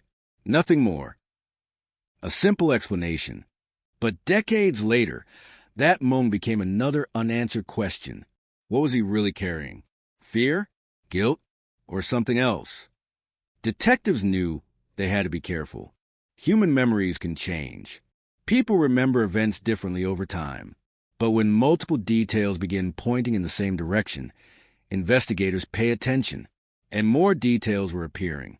During the renewed investigation, detectives located an old acquaintance of Whitmore's, a man who had worked with him shortly after Emily disappeared. He remembered a conversation that had stayed in his mind for years. A strange comment, a moment that seemed confusing at the time. According to the witness, Whitmore had mentioned that people should be careful about trusting everyone. A strange statement, one that seemed out of place. But in 1990, nobody connected it to Emily. Nobody knew there was anything to connect. Now, investigators looked at that memory differently. The investigation became a battle between the past and the present. The past had limited technology, limited resources, limited information. The present had advanced science, better databases, and a determination to finish what had been started. But there was another challenge: the public. After 3 decades, everyone had their own theories. Some believed Emily had disappeared voluntarily. Some believed she had left the state. Some believed a stranger was responsible. Others believed the answer had always been close. The announcement of Whitmore's identification destroyed those old theories instantly. The community was forced to confront a frightening possibility. The person they feared was not a mystery. He was real. He had a name. He had a history. And he had lived a normal life, while Emily's family waited for answers. The emotional impact spread throughout the county. Older residents remembered the fear from 1990. Younger residents learned about the case for the first time. The story appeared everywhere. A cold case solved after decades. A hidden DNA match. A fingerprint that refused to disappear. But behind the headlines was a complicated legal battle. Because prosecutors knew that a 30-year-old case required more than emotion. They needed evidence that could withstand every challenge. Defense attorneys questioned everything: the age of the evidence, the reliability of memories, the possibility of contamination, the time that had passed. Every weakness had to be examined. Every detail had to be defended. Investigators expected that. They had spent years preparing. They knew the case would not be decided by public opinion. It would be decided by facts. And the facts were growing stronger. Forensic experts explained how the DNA evidence connected Whitmore to the original crime scene.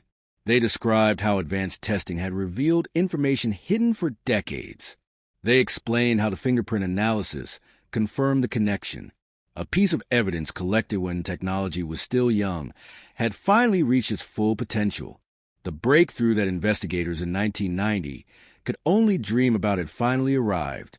But then, just as the case appeared to be complete, investigators uncovered one more disturbing detail.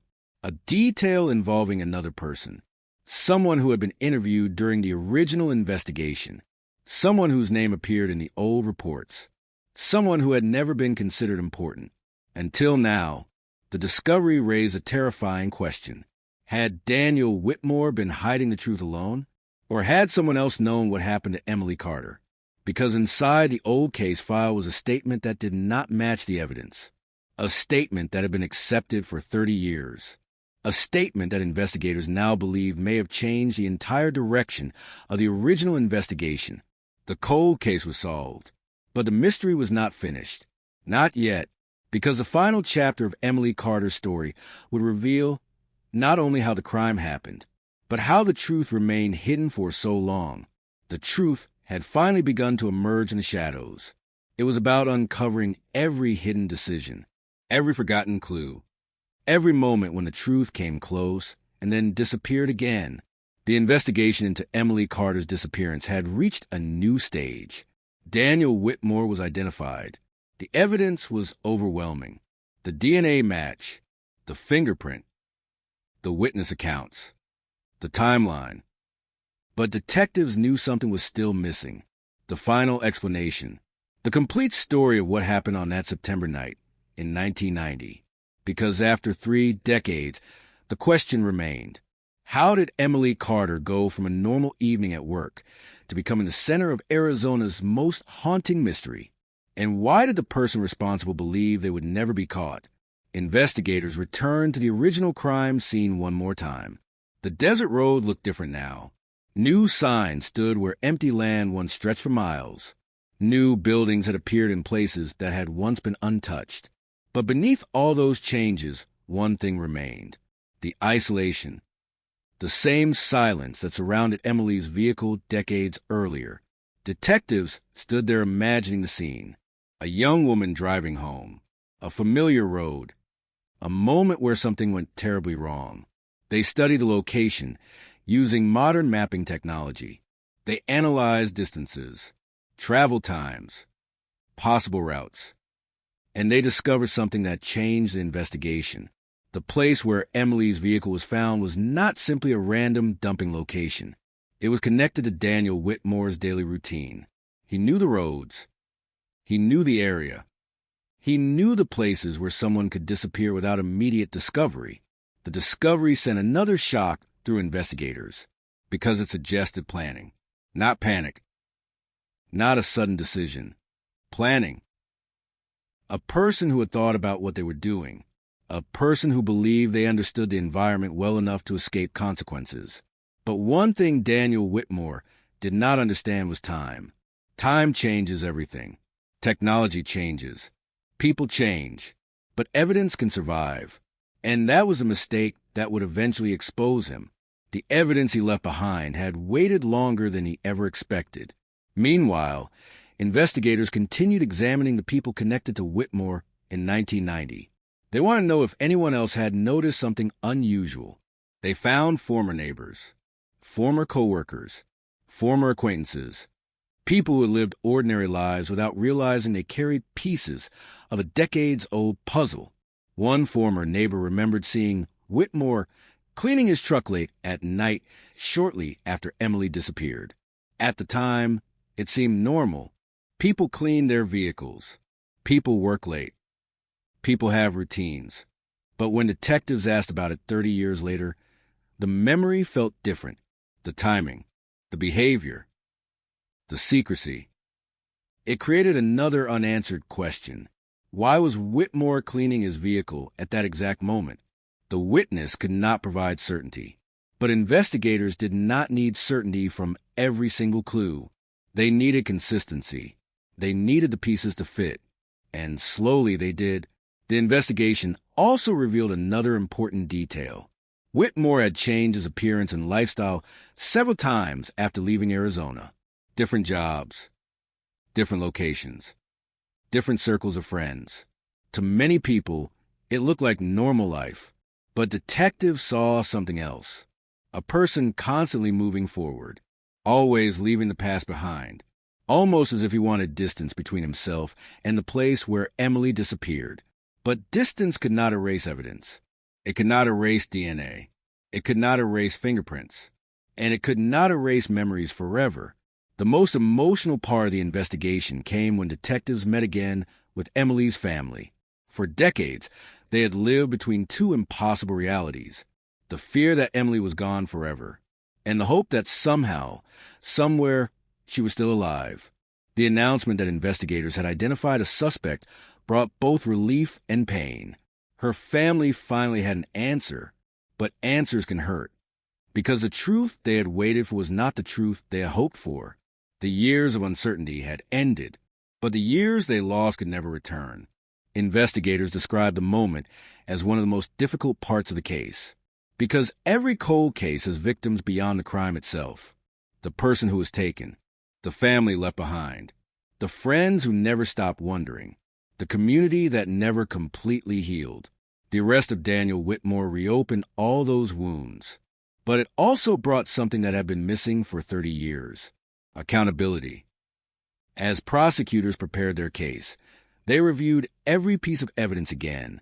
They knew the defense would challenge everything. They knew the passage of time would become a major argument. 30 years creates doubt.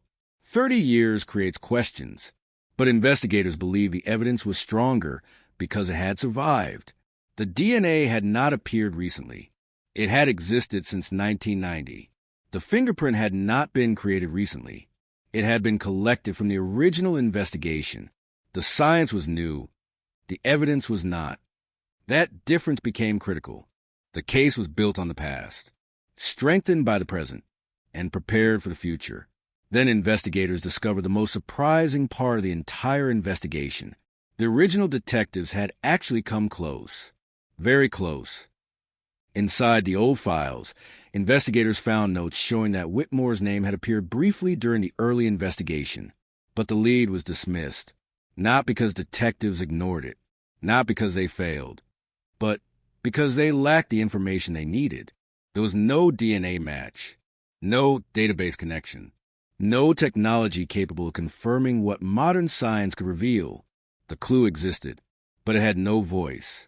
For 30 years, it remained silent until science finally gave it one. The discovery changed the way everyone looked at the case. The investigation had not failed because nobody cared. It had failed because the answer was trapped behind the limits of the time. And that realization brought a strange feeling, a mixture of frustration and gratitude. Frustration for the years lost. Gratitude that the evidence survived long enough to speak. But just as the case seemed ready for closure, investigators faced one final mystery, a question that had remained unanswered since the beginning. Why did Emily stop? Why did she trust the person who approached her? And what exactly happened during those final minutes before her vehicle was abandoned? Because identifying the person responsible was only part of the truth. The final moments of Emily Carter's life were still hidden, and detectives knew they needed those answers, not only for the investigation, not only for the courtroom, but for the family that had waited 30 years to know what happened. The desert had revealed a name. The evidence had revealed a suspect. But the full story of that night was still buried beneath decades of silence, and investigators were determined to uncover every last piece. The case that had haunted Arizona for 30 years was no longer a mystery without a face. It had a name. It had evidence. It had a suspect.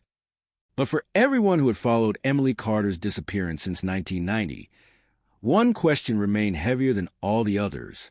What happened during the final moments of her life? Because a cold case is not truly solved when a name is discovered.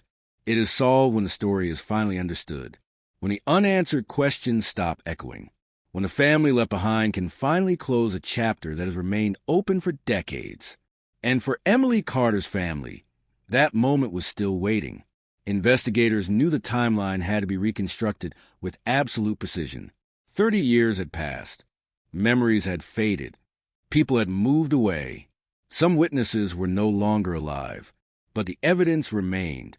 And now, modern technology allowed detectives to rebuild the night piece by piece. September 14th, 1990. A warm Arizona evening. A quiet community. A normal day that would become one of the darkest dates in county history. Emily Carter finished work shortly after 7 p.m.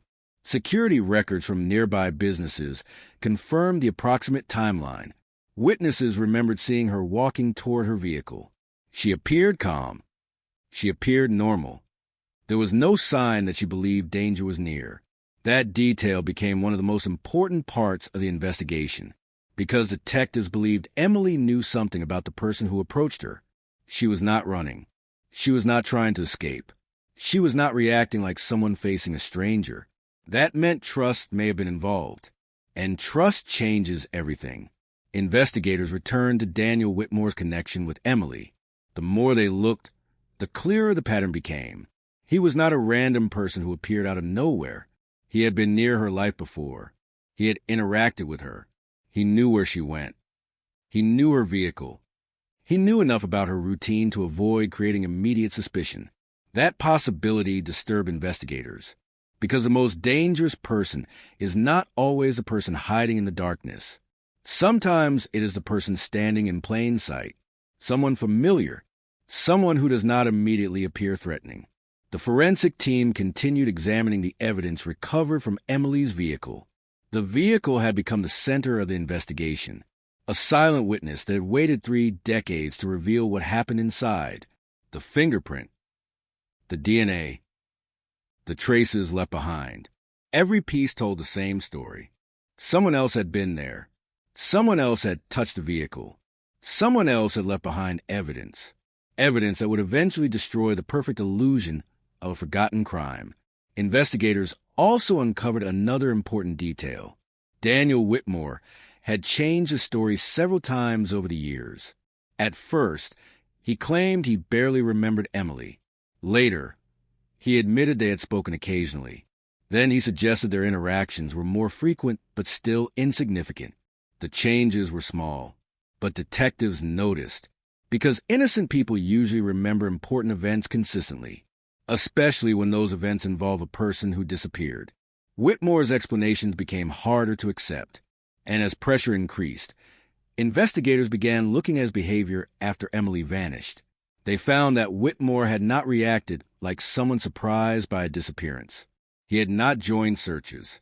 He had not asked questions. He had not expressed concern. Instead, he continued his life, while an entire community searched for answers. That contrast became one of the most painful parts of the investigation. For Emily's family, every day after September 14th was filled with uncertainty. Every phone call created hope. Every unknown vehicle created fear. Every passing year brought another painful anniversary. But somewhere nearby, someone knew more. Someone carried information that could have changed everything.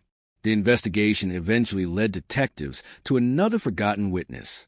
A woman who had worked at a roadside business near the area where Emily's vehicle was found. Her memory had never been included in the original reports. Not because she refused to cooperate, because nobody knew she had seen anything important. She remembered a vehicle parked near the desert road, a dark pickup truck, a man standing outside, looking toward the highway. At the time, she assumed it was someone having car trouble. She continued with her day. She forgot about it, until detectives arrived decades later.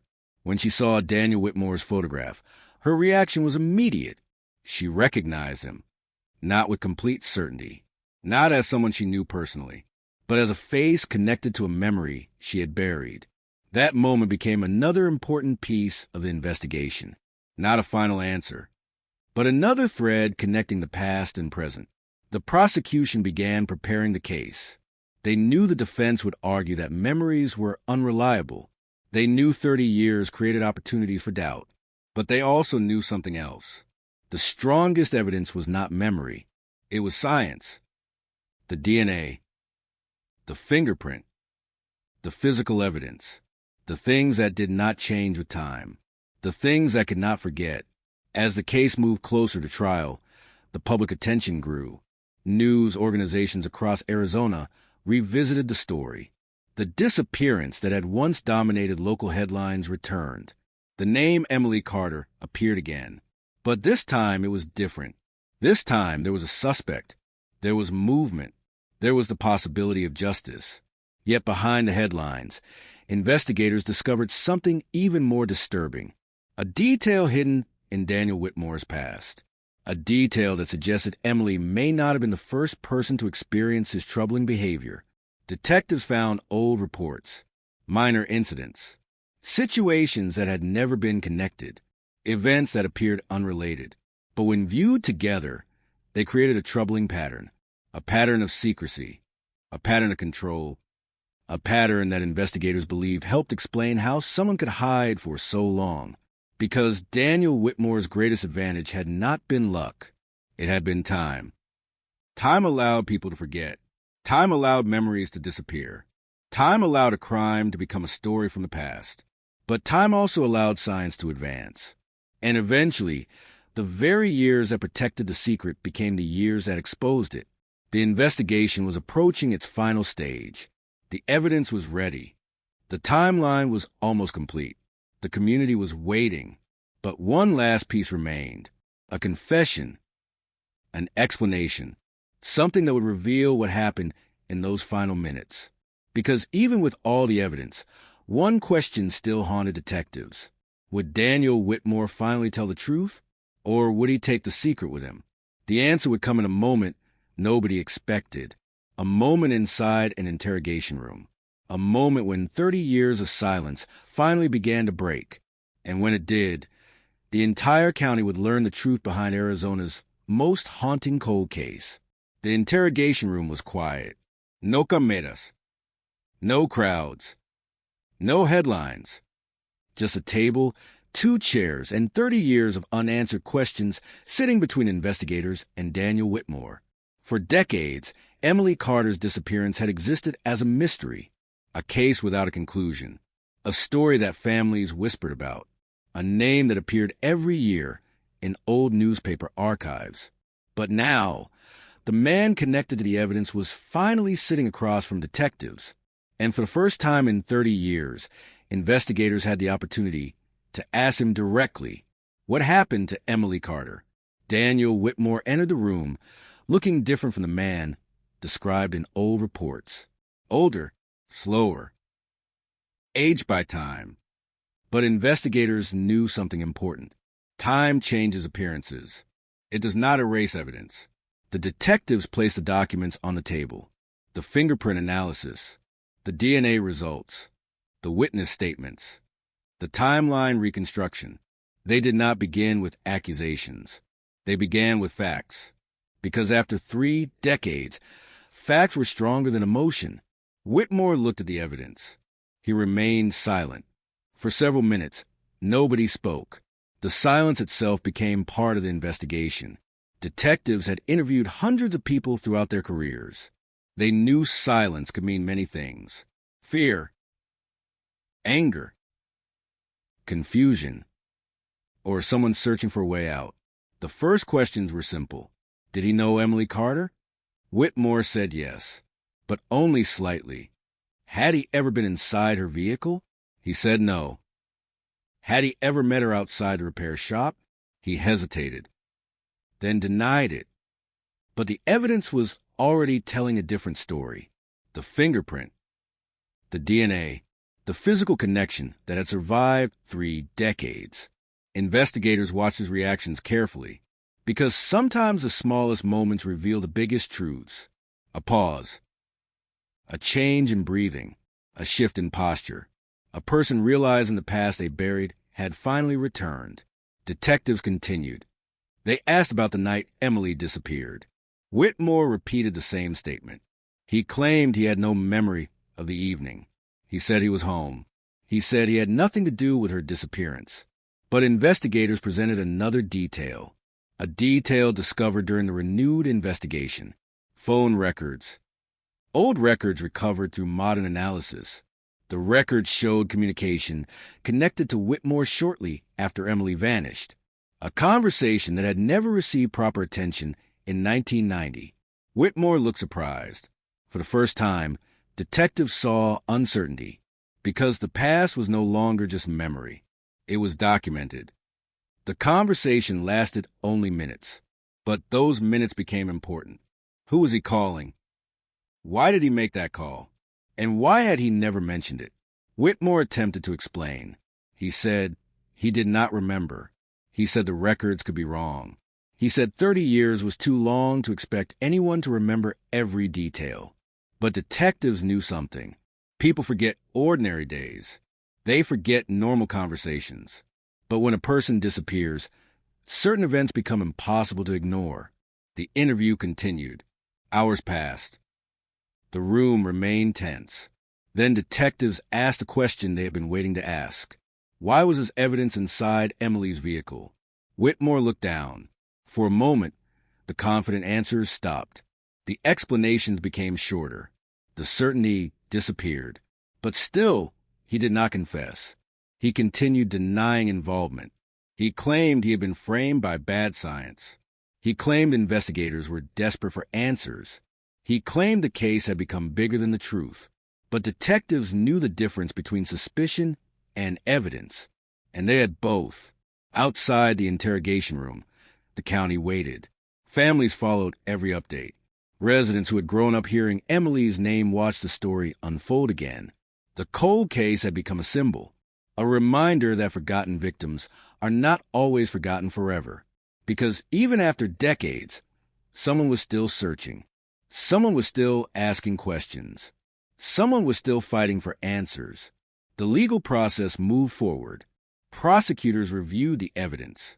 Defense attorneys challenged the investigation. The arguments began. Could DNA alone prove what happened? Could a fingerprint from 30 years earlier be trusted? Could witnesses remember accurately after such a long time? Every question mattered. Every detail was examined.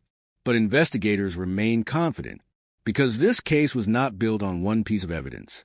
It was built on a chain that stretched from 1990 to the present, a chain that began with a missing woman and ended with a hidden truth finally being exposed. As preparation for trial continued, detectives discovered another piece of information, a final connection that made the timeline even clearer. They found evidence showing Whitmore had followed a pattern after Emily's disappearance. A pattern of avoiding attention, a pattern of distancing himself from Arizona, a pattern that investigators believed explained why the case remained unsolved for so long. He had not escaped because he was invisible. He had escaped because nobody had the technology to see him. The evidence was always there, waiting. The fingerprint was there. The DNA was there. The memories were there. But the tools to connect them had not existed yet. And that realization became one of the most emotional parts of the case. Because Emily's family did not just have to wait for justice. They had to wait for science. They had to wait for a future where old evidence could finally speak. As the trial approached, the courtroom became the new center of attention. The county wanted answers. The family wanted closure. And investigators wanted the truth preserved. But before the first testimony began, prosecutors received one final report, a forensic discovery that could change everything, a discovery involving the original evidence collected from Emily's vehicle, a discovery that would explain exactly how Daniel Whitmore was connected to the crime scene, and why the evidence had remained hidden for so long. The cold case that shocked Arizona was entering its final chapter. The truth was no longer buried. But the final details were about to reveal something even more disturbing, because the biggest question was no longer who was responsible. The biggest question was how someone had managed to keep a secret for 30 years. The courtroom was silent when the doors opened. After 30 years of unanswered questions, 30 years of rumors, theories, and painful uncertainty, the story of Emily Carter was finally being told in front of a judge and a jury. But this was not just a trial. It was a final battle between memory and evidence, between what people believed happened and what science could finally prove. For decades, Daniel Whitmore had carried the appearance of an ordinary man, a man who lived quietly, a man who avoided attention, a man who seemed to have escaped the shadow of a crime that haunted an entire county. But inside that courtroom, the past was waiting for him. Every decision, every lie, every piece of evidence left behind, everything was returning. The prosecution began with a single image, a photograph of Emily Carter, a young woman whose life ended on a night when she was simply trying to go home. The prosecutor did not begin with the suspect. He began with the victim, because behind every cold case headline, behind every shocking discovery, there's a person whose story deserves to be remembered. Emily was not just a name in a file. She was someone who had dreams, someone who had friends, someone who had a family waiting for her return. The courtroom listened as prosecutors described the night she disappeared, the final hours, the abandoned vehicle, the evidence collected decades earlier, and the one question that remained unanswered for 30 years. Who was inside that vehicle with Emily? The answer, prosecutors argued, was sitting only a few feet away. Daniel Whitmore. The defense immediately challenged the case.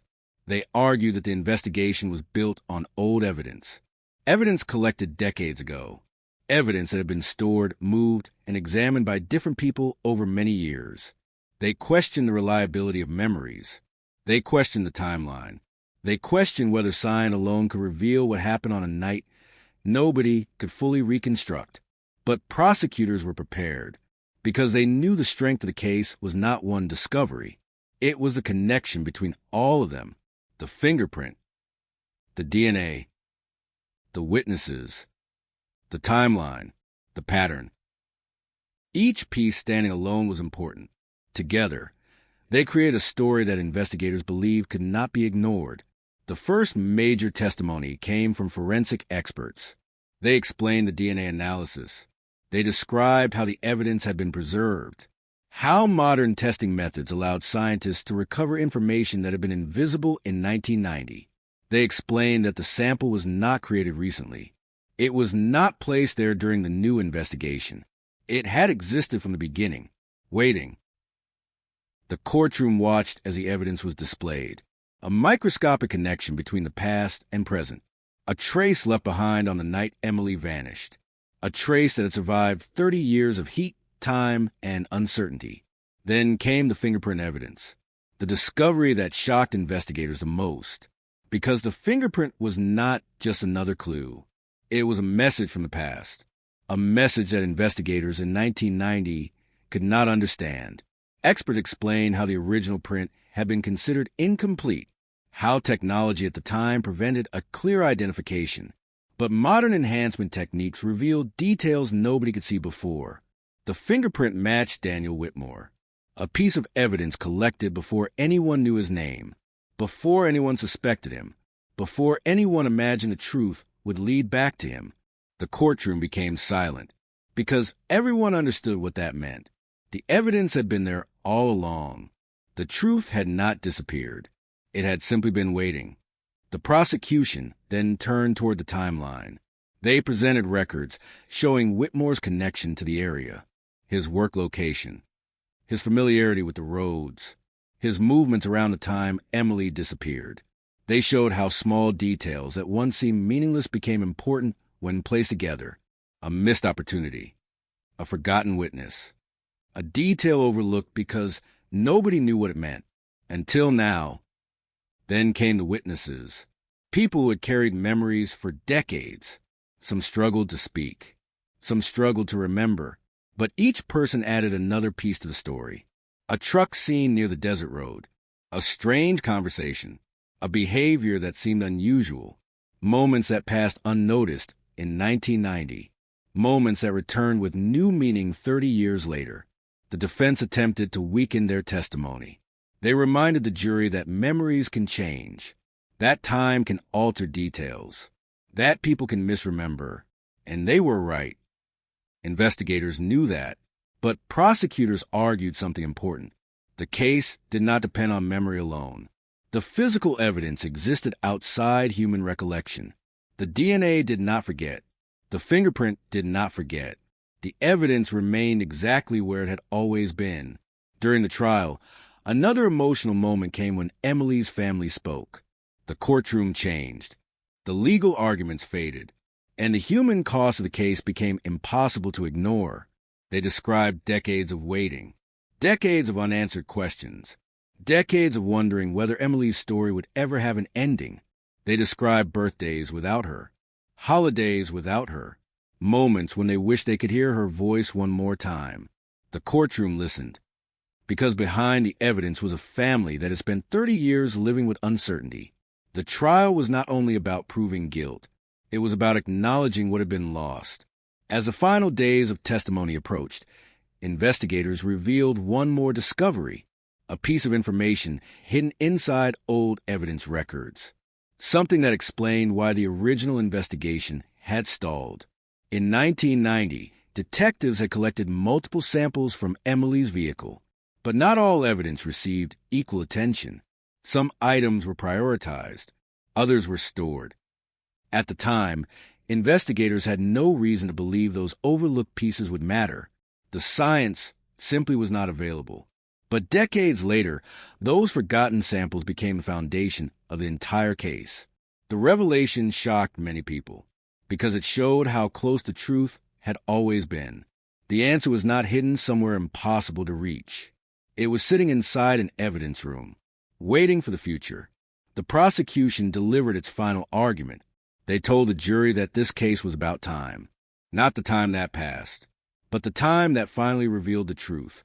30 years had passed since Emily disappeared. 30 years since a family lost someone they loved. 30 years since a community demanded answers. But time had not protected the person responsible. Time had created the opportunity to solve the case. Because every year that passed brought better technology. Every year brought better science. Every year made old evidence more powerful. The defense gave its final response. They reminded the jury that every person has the right to be presumed innocent. They questioned the gaps. They questioned the uncertainty. They argued that 30 years created too many unanswered questions. The jury listened carefully, because the decision before them was not about emotion. It was about evidence. After weeks of testimony, the case went to deliberation. The county waited. The family waited. Investigators who had spent years working on the case waited.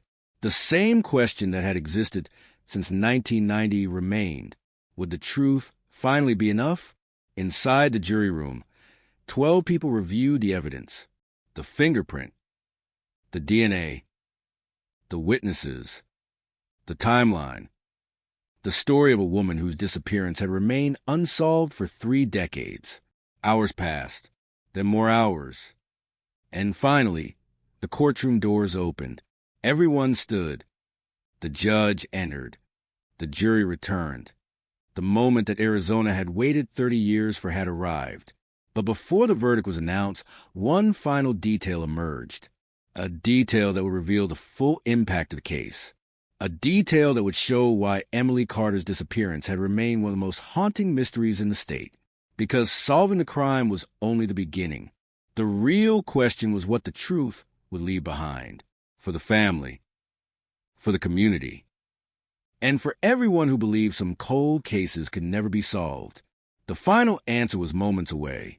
And after 30 years of silence, Emily Carter's story was finally about to be completed. The courtroom was completely silent.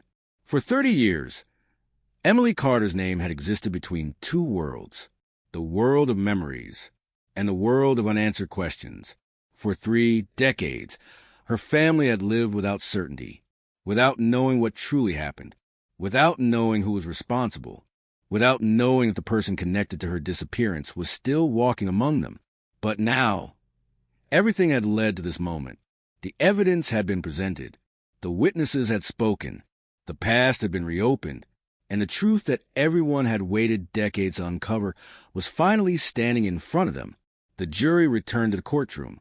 Every person inside knew the importance of what was about to happen. This was not just a verdict. It was a final chapter of a story that began on a quiet Arizona evening in 1990.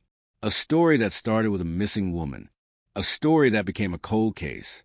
A story that survived because someone refused to let Emily Carter be forgotten. The judge looked toward the jury. The courtroom held its breath. Then the verdict was announced. The decision sent a wave of emotion through the room. After 30 years of uncertainty, after decades of searching, after countless nights wondering if justice would ever come, the truth had finally arrived. Daniel Whitmore had been held responsible. The man who investigators believed had escaped the consequences of his actions for decades was finally facing the weight of the evidence. The evidence that had waited patiently. The fingerprint that survived. The DNA that remained. The memories that returned. The pieces that finally connected. Outside the courthouse, the reaction was immediate. News cameras surrounded the building. Residents gathered. People who had followed the case since 1990 watched as a mystery that had haunted their community finally reached its conclusion. But the emotions were complicated, because solving a cold case does not erase the pain that came before. It does not return the years lost.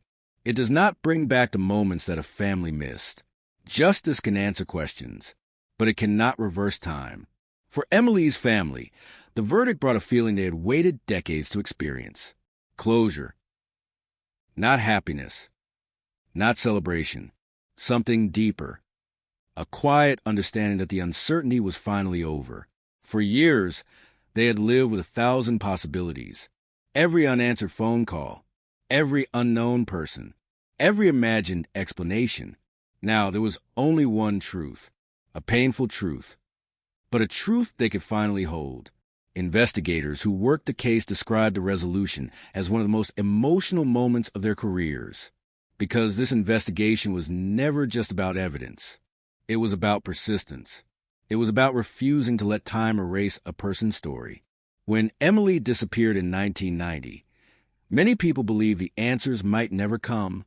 The technology did not exist. The information was incomplete. The trail appeared too old.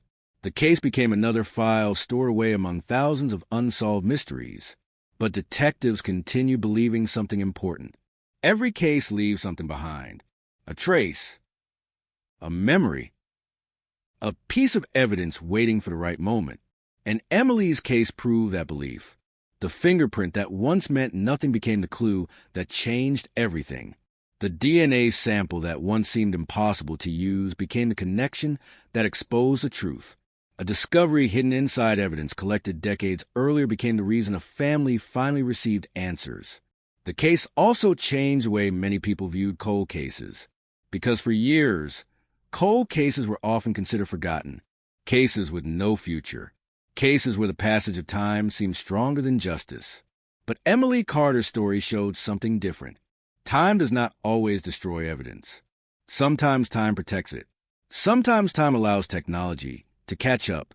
Sometimes the smallest clue survives long enough to speak. Across Arizona, people who remembered Emily's disappearance reflected on what the case meant.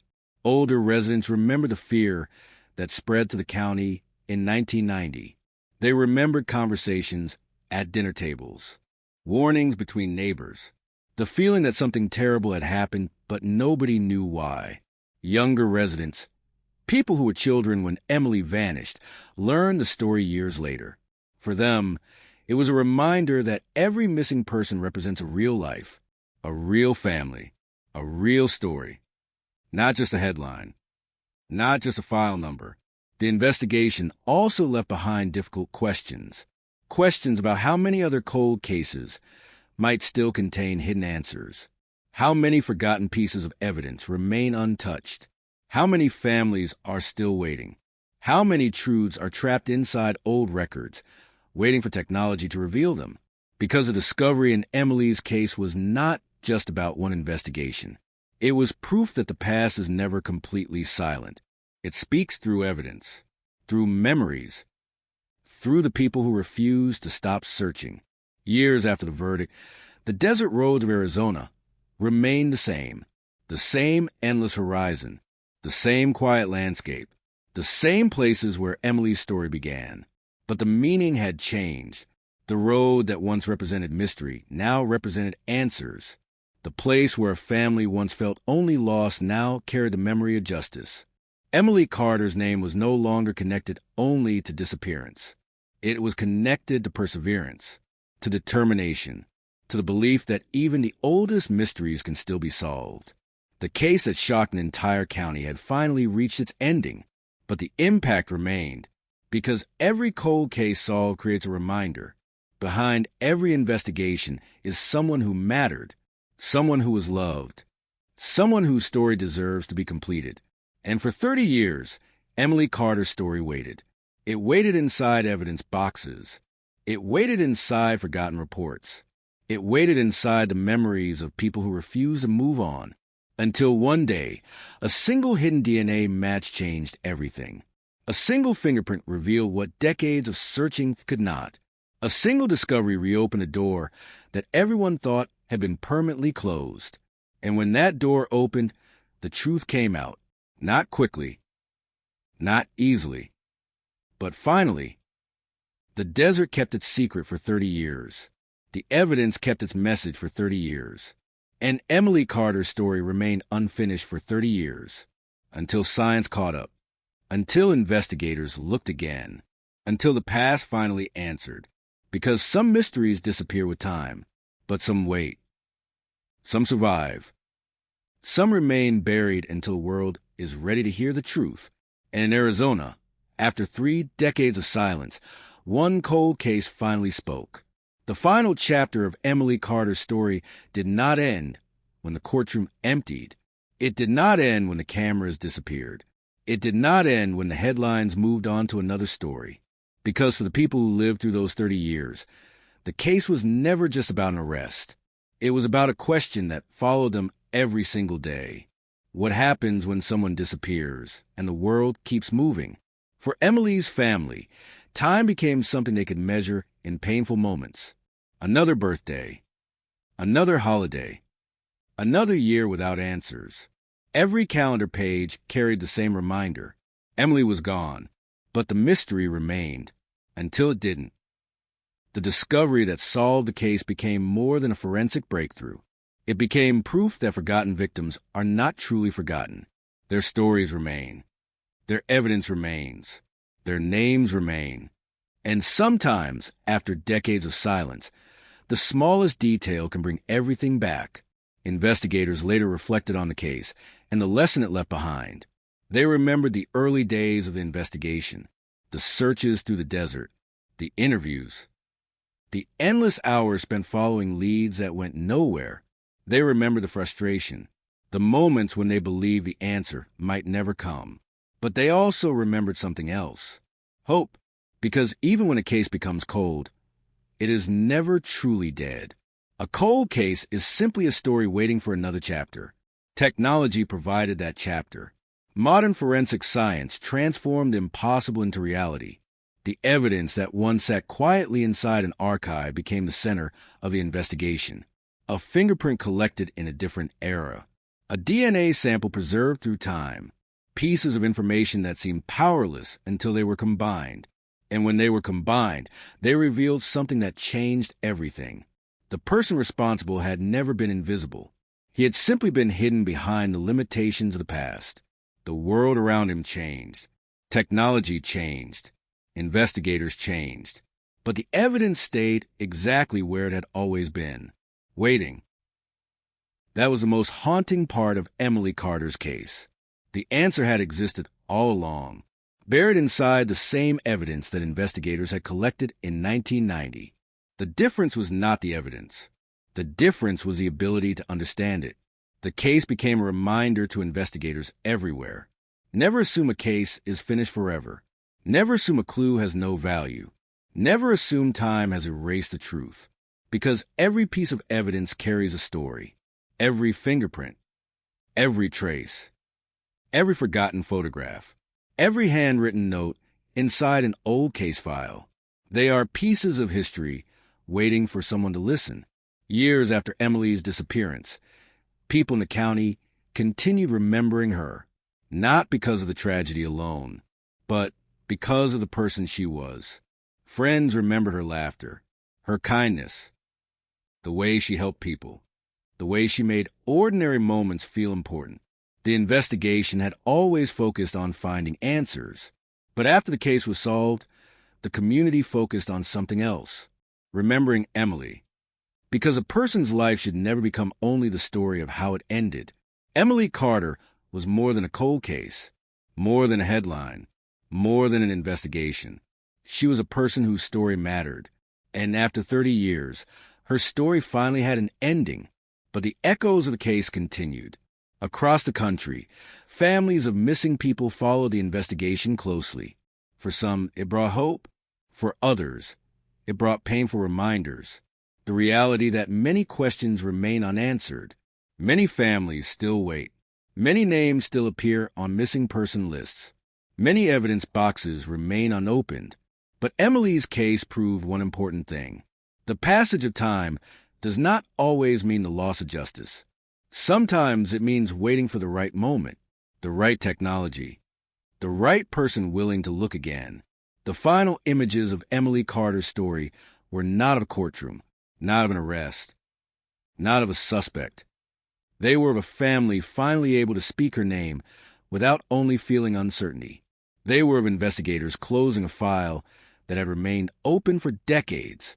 They were of a community that finally understood what happened. The desert remained quiet. The roads remained long. The Arizona sky remained endless. But the mystery was gone. The silence was broken. The truth had arrived. 30 years after Emily Carter disappeared, a hidden DNA match changed everything. A decades-old fingerprint shocked detectives. A forgotten piece of evidence transformed an impossible investigation. And one cold case that many believed would never be solved finally revealed its secret. Because some truths may hide. Some truths may wait. Some truths may disappear beneath years of silence. But eventually, the past finds a way back. And when it does, it tells the story that was always waiting to be heard. Years after the investigation officially ended, the name Emily Carter continued to appear whenever investigators discussed the power of modern forensic science. Not because the case was remembered only for the crime, but because it represented something much bigger. A warning. A reminder. A promise. That time does not always protect those who hide the truth. For decades, Daniel Whitmore believed the distance between 1990 and the future would be enough. He believed memories would disappear. He believed evidence would become meaningless. He believed the desert would keep what happened hidden forever. But he misunderstood one thing. The desert remembers. The evidence remembers. And eventually, someone always comes looking again. The investigators who reopened Emily's case often described the moment they saw the DNA match as unforgettable. They had seen thousands of reports, thousands of pieces of evidence, thousands of names connected to investigations. But this was different, because this was a name connected to a woman who had been waiting 30 years for answers, a name that transformed Forgotten File into a living investigation again. The moment was not just scientific, it was emotional. Behind the technology was a family. Behind the database match was a person. Behind the fingerprint was a story. That was something detectives never forgot. The investigation was not about solving a puzzle. It was about giving a voice back to someone who could no longer speak. Emily's disappearance had changed an entire community. In 1990, fear spread quickly. People looked at unfamiliar faces differently. Parents worried about their children. Neighbors checked on each other more often. The disappearance became part of the county's history. A story passed from one generation to another. People who were children when Emily vanished grew up hearing her name. They heard about the woman who left work one evening and never came home. They heard about the search, the unanswered questions, the years of waiting. And then, decades later, they heard something they never expected. The case was solved. The impossible had happened. The mystery had an answer. But the resolution also revealed something painful. There were no perfect endings. There were only truths. And sometimes the truth arrives carrying both relief and heartbreak. For Emily's family, closure came with complicated emotions. They finally knew, but knowing does not erase. It does not erase memories. It does not erase empty spaces at family gatherings. It does not erase the years stolen by uncertainty. But it does something important. It replaces endless questions with reality. And sometimes reality is the first step toward healing. Investigators also revisited the lessons from the original investigation. They acknowledged the limitations of the time. In 1990, detectives worked with the tools available to them. They followed leads. They collected evidence. They searched. They did everything they could with what they knew. But science has a way of changing the future. The evidence that could not speak in 1990 became the evidence that solved the case decades later. That is why investigators continue preserving old evidence, because they understand something now that previous generations could only hope for. The future may have the answers the present does not. A fingerprint is not just a fingerprint. A sample is not just a sample. A forgotten item inside an evidence box is not just an object. It may be the final sentence of a story that has not been finished yet. Emily Carter's case became one of those stories. A story that survived. A story that refused to disappear. And perhaps the most powerful part of the entire investigation was not the arrest, not the courtroom, not the headlines. It was the moment when everyone realized something simple. Emily had never truly been forgotten, not by her family, not by investigators, not by the community. The years passed. The world changed. But the search continued. That determination became the reason the truth was eventually found. The final chapter of the Arizona cold case was written decades after the first page. A story that began with confusion ended with answers. A story that began with silence ended with a voice. A story that began with loss ended with justice. The desert night where Emily disappeared remained part of Arizona's history, but it was no longer only a place of fear. It became a symbol of something else. Persistence. Because even in the darkest cases, even after the longest waits, even when hope seems impossible, answers can still come. A single fingerprint, a hidden DNA match, a forgotten memory, a detective willing to look again. Sometimes that is all it takes to reopen a door that has been closed for decades. And behind that door, the truth has been waiting the entire time. The story of Emily Carter is now remembered not only as one of Arizona's most haunting cold cases, but as a reminder that every missing person has a story. Every family deserves answers. Every piece of evidence matters. And every mystery, no matter how old, still has the possibility of being solved. Because time can bury secrets, but it cannot erase the truth. And after 30 years beneath the Arizona sun, the truth finally came home. But even after justice was delivered, one question remained in the minds of everyone who followed the case. How many other stories were still waiting? How many families were still staring at old photographs, hoping for answers? How many forgotten evidence boxes were still sitting in silent rooms, holding pieces of someone's final moments? The investigation into Emily Carter's disappearance became more than a solved case. It became a symbol. A symbol that no file is ever truly closed. Not when a family is still searching. Not when a victim's name is still being spoken. Not when unanswered questions remain. For the detectives who reopened the investigation, the case represented everything that makes cold cases different from ordinary investigations. The passage of time creates obstacles, but it also creates opportunities. Every year brings new technology. Every decade brings new methods. Every generation of investigators has a chance to discover what the previous one could not. And sometimes, the difference between an unsolved mystery and a solved crime is not a new witness, not a confession, not a dramatic discovery.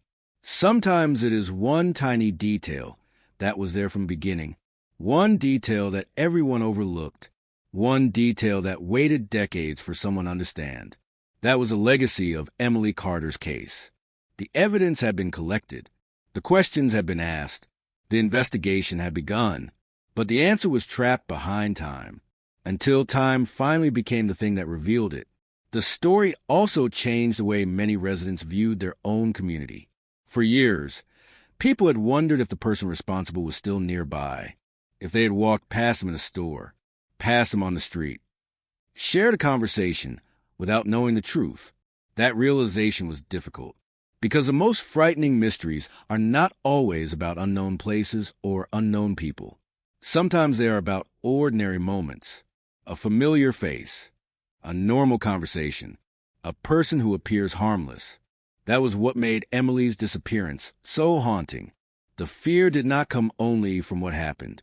It came from the possibility that the truth had been close all along. But the final years of the investigation changed the way people remembered the case. The story was no longer only about fear. It became about determination, about investigators who refused to abandon an unanswered question, about technology that transformed the impossible into reality, about a family that continued searching even when the world told them the answer might never come. Because that is what happens with the strongest cold cases. They survive because someone refuses to let them disappear. A photograph remains on a wall. A name remains in a report. A memory remains in someone's heart. And eventually, those pieces come together. The final evidence review of Emily's case revealed something powerful. The solution was not found because one person suddenly remembered everything. It was not found because one clue magically appeared. It was found because decades of information finally connected. The original investigation, the preserved evidence, the new technology, the renewed determination, everything became part of the same story. And that is why the case became unforgettable. Not because it lasted 30 years, but because after 30 years, it still had an answer.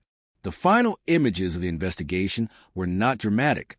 There were no flashing lights, no chase, no sudden discovery in the middle of the night. Instead, there was something quieter.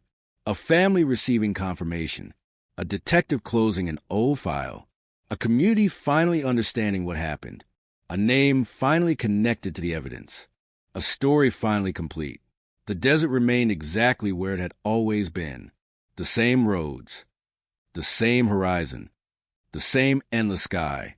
But the meaning had changed. For decades, that landscape represented uncertainty. Now it represented the moment when the truth finally emerged. Because places remember, communities remember, families remember. And sometimes, history remembers for those who cannot speak. Emily Carter's name became part of that history. A reminder that every victim deserves more than a headline. They deserve to be remembered. They deserve to be found. They deserve justice. And even when decades pass, even when the trail grows cold, even when the world believes the answers are gone, there is always a possibility that somewhere, hidden beneath the silence, the truth is still waiting.